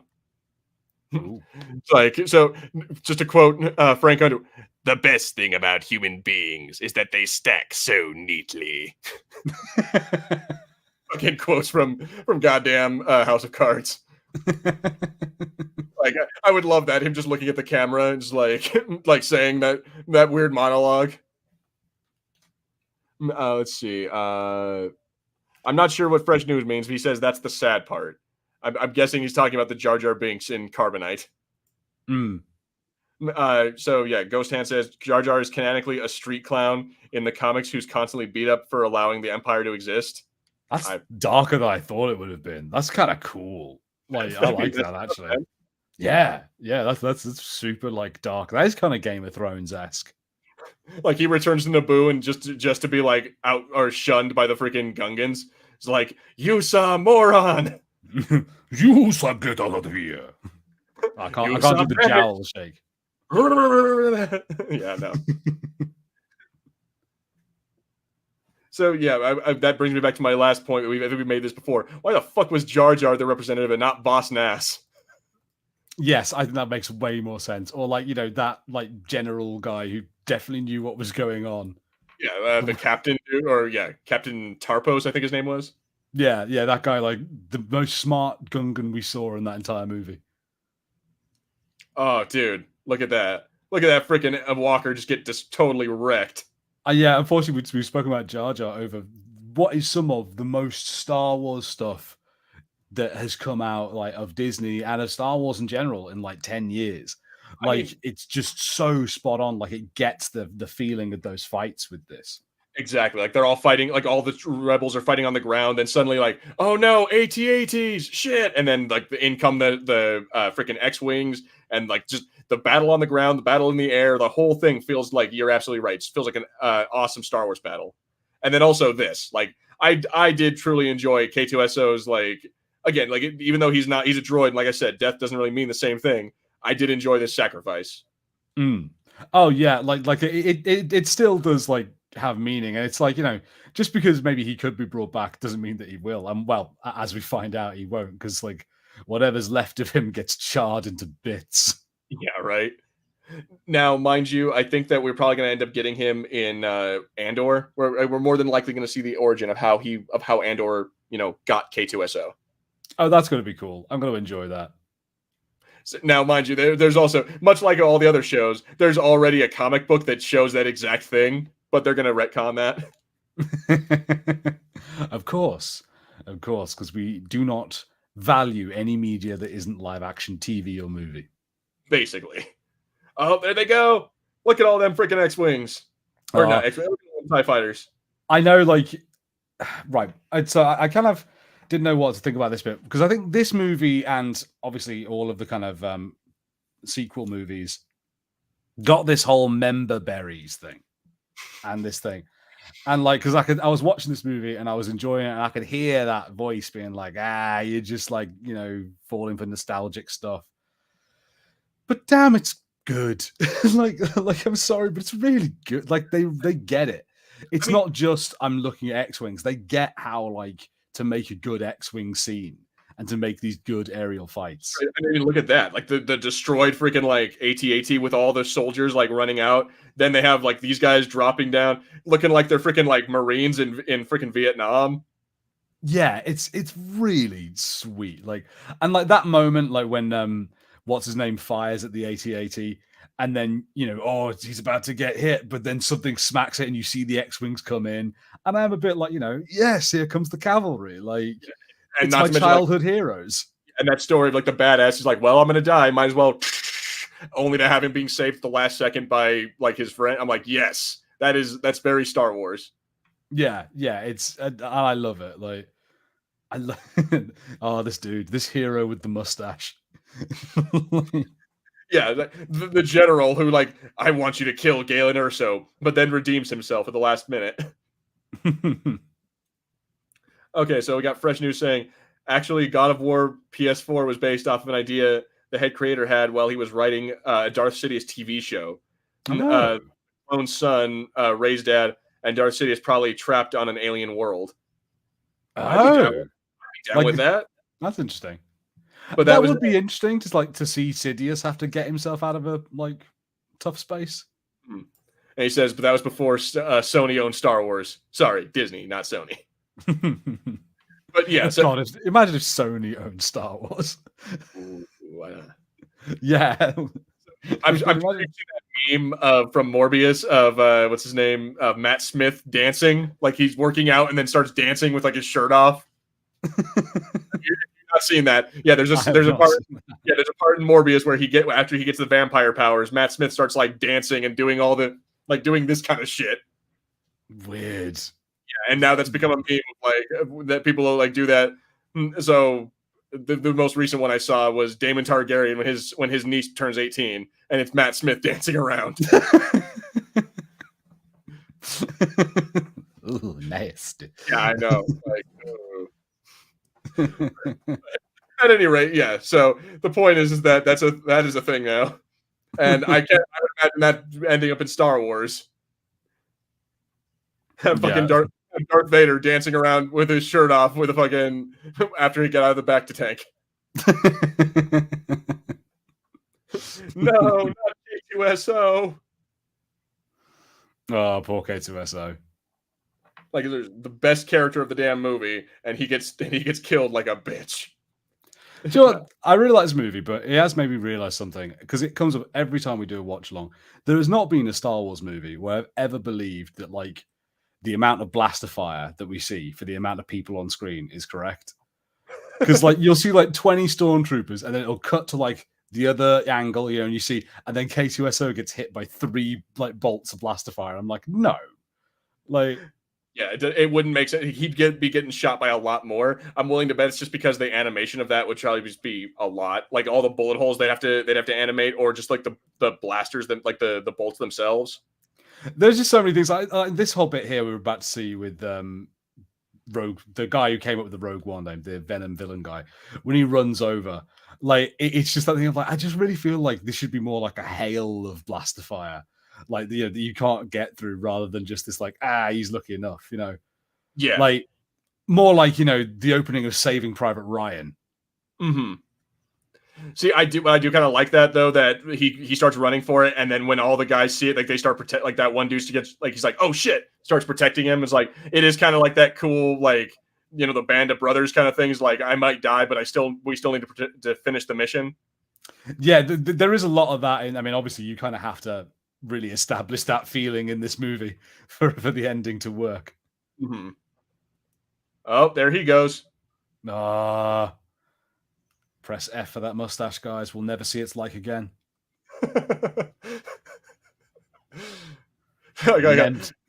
Yeah, Harrison. I like how, like, from one mustache guy to another, game recognized game.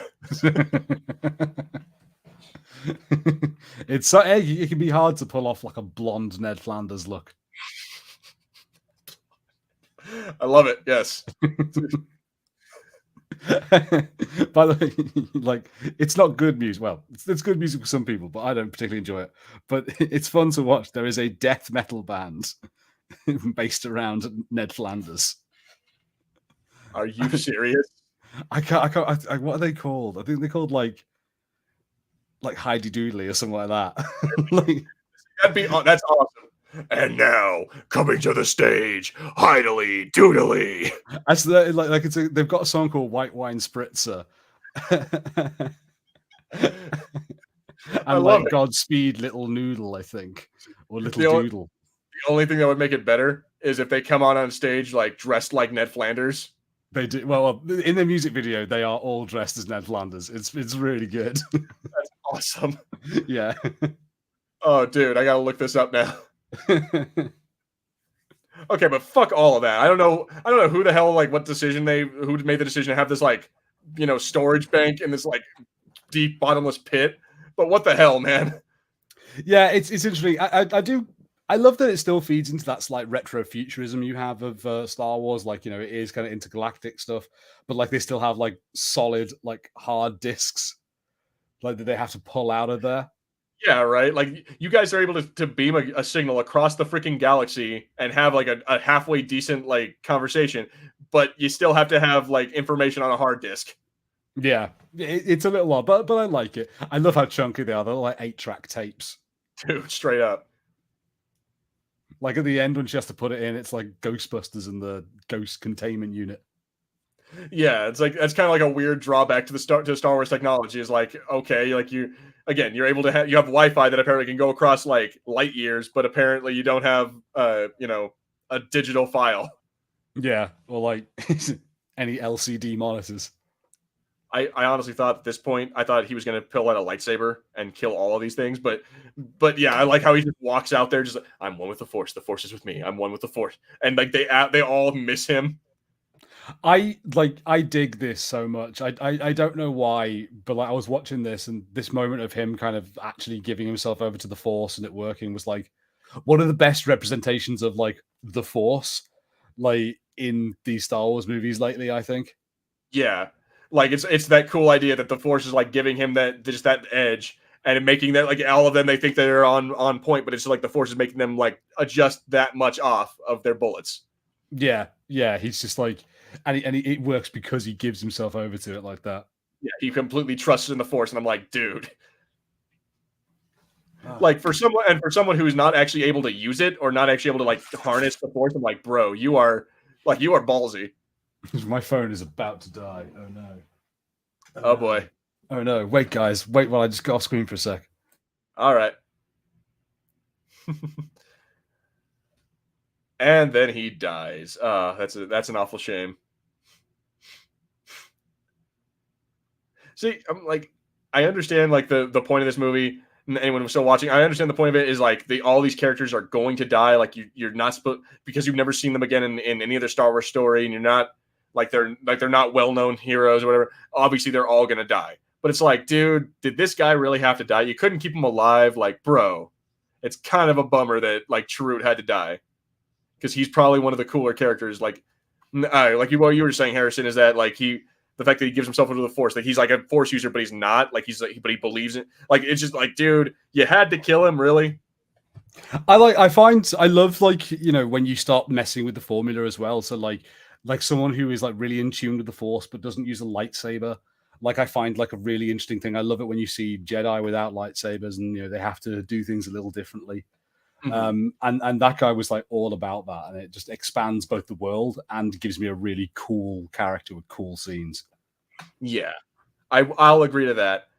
Like he was, but that's my point, is that he was one of the better characters, and he fucked with that formula a lot. And I'm like, dude, you had to kill him. Like, you couldn't give me another show or another, like, put him in somewhere else.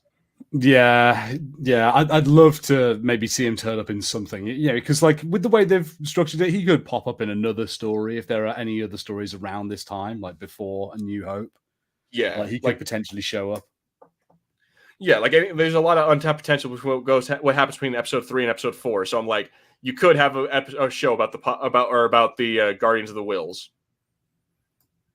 Yeah, I love that they're Guardians of the Wills, because like those two are so much kind of like the Groot and Rocket of this movie. Yeah, very much so. Oh, so this too, I love this, is that they the fact that he says like, call up a Hammerhead Corvette, and we get like that kind of ship. That's something from well, the first time we ended up seeing it was in Star Wars Star Wars Knights of the Old Republic. Okay. Yeah, it's because like that was like one of the main ships of like the Republic back in like 4,000 years ago or whatever. But now they're making it canon. It's like, yeah, no, it just exists. Period. And I'm like, I'm just happy that they're starting to add more Old Republic stuff into the current Star Wars. It's also like what they do with that in a moment is so damn cool. And like, you want to talk about the Holdo maneuver? Like, this is a maneuver. Yeah, like, right. This is just like, damn, yeah. Oh no! Oh, this hurts so much, this bit, but I love it. The way he starts chanting it as well. It's like, oh, it's so good. So I'm gonna say, I find it like it's the slightest bit strange how we do this. Like, I don't want to say it's racist, but it's just I do notice it. So we start off. Who's the first one to die of the rogues? It's K2SO, the one who's not even a human. Okay. Then we go to Bodhi, I think that's his name, the pilot. Then we get the Asian guy, and then the other person of color whose name escapes me, the guy with the big gun. And then the last guy are the two milquetoast whiteys. Yeah, that's well, hey, like I'm just kidding. I'm not saying it's racist, but I noticed it. I mean, Diego Luna isn't quite. Oh, okay, no, he's still a person of color, I suppose. Yeah. Yeah, he's not, like home brand white, like he's like there's I guess something else. I don't know.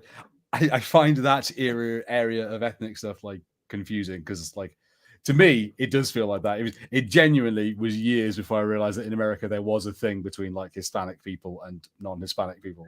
There was a separation. Apparently, so I'm Hispanic technically, but people will still call me white, so it's a whole thing.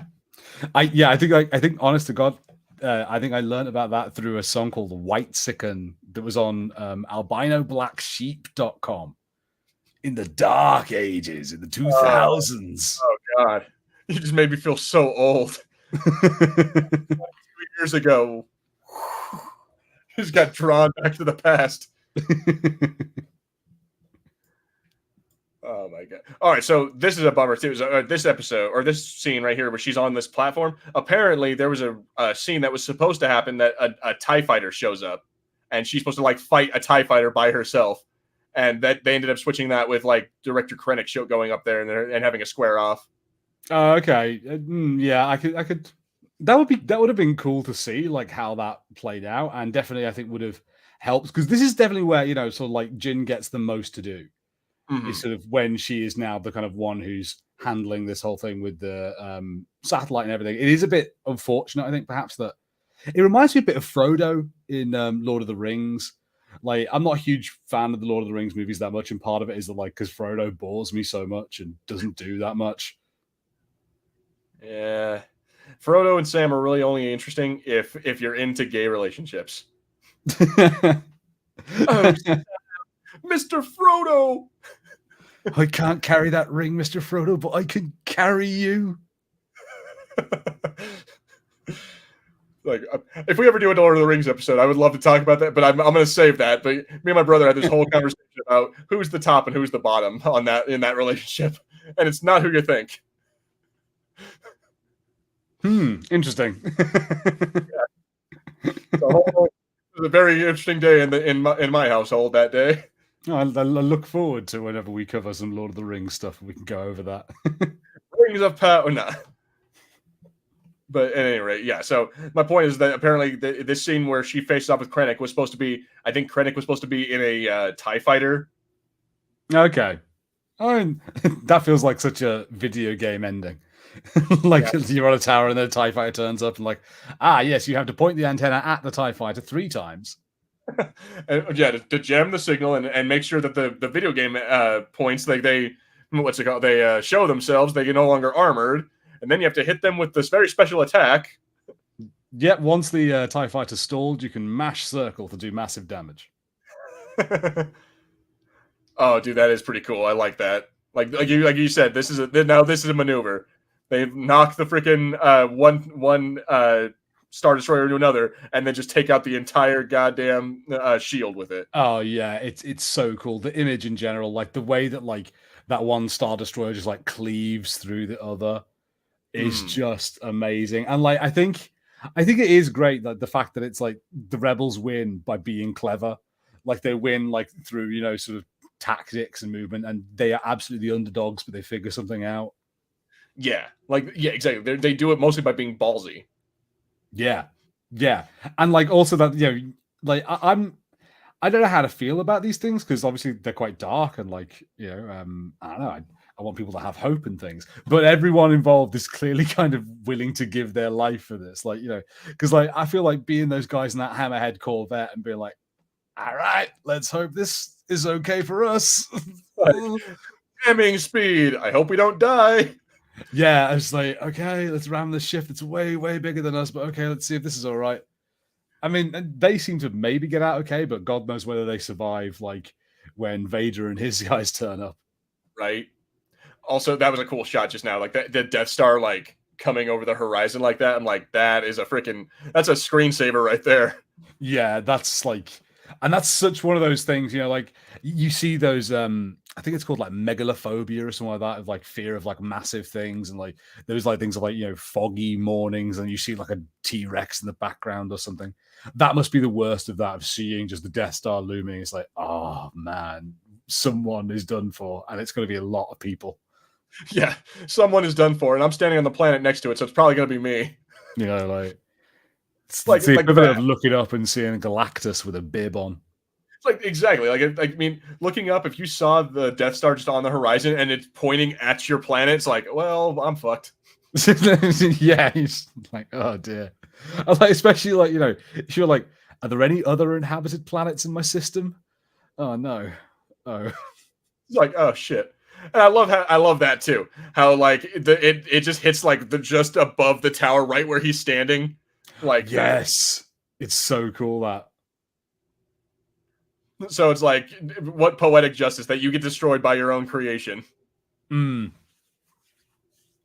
this, like, so that heartfelt thing of like, all right, all ships retreats, because like it's basically there's nothing we can do.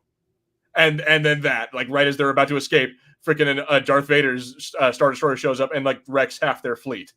Yeah, it's just like it is heartbreaking, like you say. Like, and the fact it's nice that some get away. I think that almost makes it worse. Because you almost get that thing of like, yeah, you're going to get out of here. Okay, I know these guys are going to die, but the rest of the rebel fleet will get out of there. And you're like, oh, no, not even the nice Mon Calamari. They're not even surviving this. Exactly, yeah. It's like some of their ships got away, but like most of like the command ships are all being destroyed right now. And it's like, fuck, man. Like, even when you win, you don't really win. Yeah. I was quite surprised that like you get this bit where they're like on the beach, because it does imply like a very awkward like elevator ride down. Yeah, they also kind of this thing of like they kind of have feelings for each other, almost like they like, had they been able to survive past this, maybe they would have ended up getting together. But it's like, because yeah, they're just like hugging each other, realizing that, well, we're gonna die. Yeah, this is like, okay, cool. Although I want to point out, of ways to die, if you had to die, like, at least it's going to be quick. And also, what a view. Like, you get to see the crazy ass, like, mushroom cloud coming out. Yeah, I suppose. Yeah. I think so. Like, I don't know. I feel like I feel like I'd be like I am I'm really terrible with roller coasters. I'm like, I can't handle them. And like, it's the going up. The going up just freaks me. And I'd be watching that wall being like, it's coming, it's closer, and I don't like it. Yeah, I get that. I'm kind of the same way. It's like it's the anticipation that bugs me. So I suppose, yeah, like having to watch it, but I mean, just burn one down, look out there, just like, yeah, it's gonna suck. I argue that Jyn Erso and Cassian had a better way of dying than these assholes are about to. Yeah, this can't be fun. Just being scared with a bunch of people in a locked closet, like locked corridor. And, like with Darth Vader's reputation, you're gonna die. Like you're just shooting just to say you did something. Yeah, like I'm done for because like all I've got is this thing in my hand to possibly give me any hope of getting out of this. Yeah, and later on when we see, I do like enjoy how he chops that dude, takes the guns away from others, and yeah, it's just like, and this last guy, he grabs the gun out of the other dude's holster. He's like, nah, dude, like you like I appreciate your bravery, but dude, you're fucked. That unfortunately, this is one slight thing that happens a lot with Vader. I've noticed recently is you get the undeniable advance of Vader, but there's always someone clearly in front of him going, "Oh, please!" Like you kind of had it in Kenobi as well. Like, "Oh, they're getting away," and Vader's like, "Oh, if I was only slightly faster, I would have you." Yeah. If I had just ran a little bit faster, I would have been through that door. Yeah, like back to like this kind of Seth MacFarlane Emperor. You want to go, so hang on, so you were pulling their guns out of their hands? Yes, of course. I used the Force to disarm them, and you never pulled the piece of information that we desperately need to keep out of rebel hands. You never pulled that out of their hands. That's because Vader doesn't. I like how Vader. He's most of the time. It's not. It's like he doesn't really care about the mission. He more cares like, finally, I get to use my lightsaber. I get to cut people. That is, you can see the kind of Anakin in him a bit. It's just like just a kind of petulant kid who's out there to kill people. Yeah, like he really just wants the fun of killing. All right, so that's the end of that. Which I've seen people who I've seen people who do that. Like see the ship takes off and then they end up cutting in like the New Hope where the ship's being chased by a Star Destroyer. Oh yeah, apparently it matches up fairly well. I can see that. I mean, I got that feeling, from it. I was like, oh, I see, and that is the exact ship that we see at the end. Like, the Tanti Eve 4, I believe it's called. Okay. Is it a lifeboat? Like, because it's coming out of there. Like, I think it's like it's like a smaller freighter. It's not actually meant to be like a command ship or like a fighter ship. It's meant to be like a small like frigate. Yeah. So here, such a cool design. Like it's that being one of the first like Star Wars designs that you see, like they just kind of really get across this wonderful industrial style Star Wars immediately with that ship. Mm. So here, let me see here. I'm looking up the ship. It's like, all right, so yeah, it says as a vessel of state, the ship featured dining rooms for hosting state dinners as well as a conference center suitable for negotiations with interstellar dignitaries. So yeah, it's like okay. If you have to have like a diplomatic meeting, that's like your ship you meet on because it's meant as like a ambassador ship. I see. Yeah. Okay. Yeah. All right. Yeah, and you can kind of like have a bit of middle ground there. Oh, what's fucked up is that means that Antilles wasn't lying to Vader. He says it's a consular ship. We're on a diplomat. He wasn't lying. He was very. He wasn't. But yeah, no. At any rate, so that is Rogue One. So now it's your second time watching it today. How has it gotten better or gotten worse for you? Has it been good?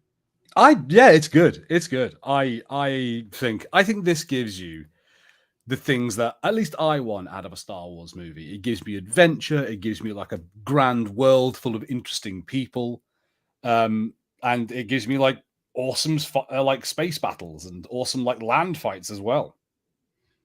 I agree. It's definitely one of the better Star Wars movies. Like obviously, like there's the original trilogy. The prequels are pretty good, but yeah, this is definitely one of the best Star Wars movies that they've made. And I think it's like it just like it doesn't drag on. It's 2 hours long, but it doesn't. Unlike other movies, it doesn't drag. It feels like it has a good pace, and you never feel like you're wasting time. Or at least not often. There's like one maybe scene where they're talking a little much. Yeah, there's a couple of bits in between where I think we mentioned it's like, they stopped to just explain what we're doing, and then we'll get back to it in a minute. Don't you worry, guys. Yeah, but otherwise, gorgeous movie, works perfectly. It fits into the Star Wars universe, and you know what? Bizarrely, it came from Kathleen Kennedy. What? Oh my god, that Lord. couldn't possibly be true, but it is. Disney Star Wars is good. Yes. Maybe we can't just blame a single person for these movies that are made by hundreds of people. Yeah, right. Bad. Maybe, huh? Like maybe it's a directorial thing. Maybe we need to blame Rian Johnson and not. No, but in all seriousness, though, yeah, it was a glorious movie. I'm gonna say to this day, 5 out of 5. Great movie. Deserves like all the praise. All right. Okay. Yeah. 5 out of 5. Would I go 5 out of 5? I don't know if I go 5 out of 5, but it is really good. It's definitely one of the better ones.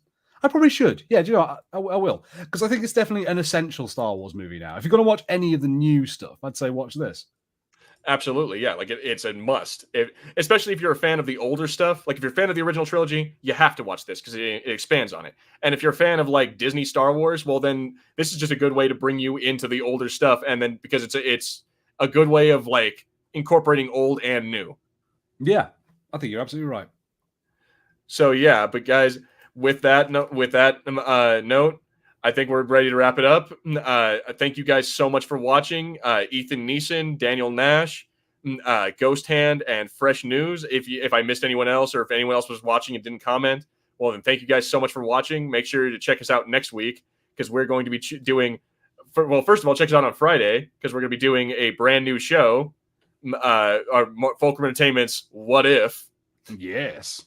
Very original, I know. But yeah, so our very first topic is going to be what if the DCEU and the MCU crossed over? That's because I've been hearing a lot of buzz about people being like, well, we want a crossover. Let's do a crossover event. Zack Snyder and I'm like, no. So yeah, we'll do that and see and we'll talk about with it. We'll have a guest next week, see what that's like, what we all think that would look like. And then on Saturday, we'll also be doing our very first episode of the premiere of Andor. And yes. I'm hoping I'm gonna try to get Sith Kerber. I'm gonna try to get Josh on here. Oh, excellent! Good to see Josh. Yeah, so we'll get them on there, and I don't know who will be on for the What If, but I will definitely let you guys know. And be on the lookout for both of those. Be on the lookout for Harrison's audiobooks. I believe I'll have another one. Hopefully, he'll have his computer fixed next week, so we'll be able to have another one. Yep, so there is one recorded. I've got the audio done. Unfortunately, my laptop currently cannot handle exporting videos. So that's where I'm having because of a malfunction in it that needs to be repaired. So yeah, we got some things to do there. So hopefully next week I'll be able to get the audiobooks back up and running. Yeah. So and like I said, not like there's not a whole lot of fucking stuff for them to. There's the what's it called? The Choose Your Own Adventure Brothers. There's Red Dwarf, Slave Ship. There's if you're into audio comics, but also there's Red Harvest. There's we have a shit ton of audiobooks. Go watch them. Go listen to them because there's a plethora of them. I guarantee you will not be disappointed. And anyway, on that note, I think that like I said, we're going to wrap it up. This has been Fulcrum Entertainment. I have been Gilbert. This has been Harrison. Thank you guys for watching. Make sure you hit that like, subscribe, comment below, and we will see you all next week.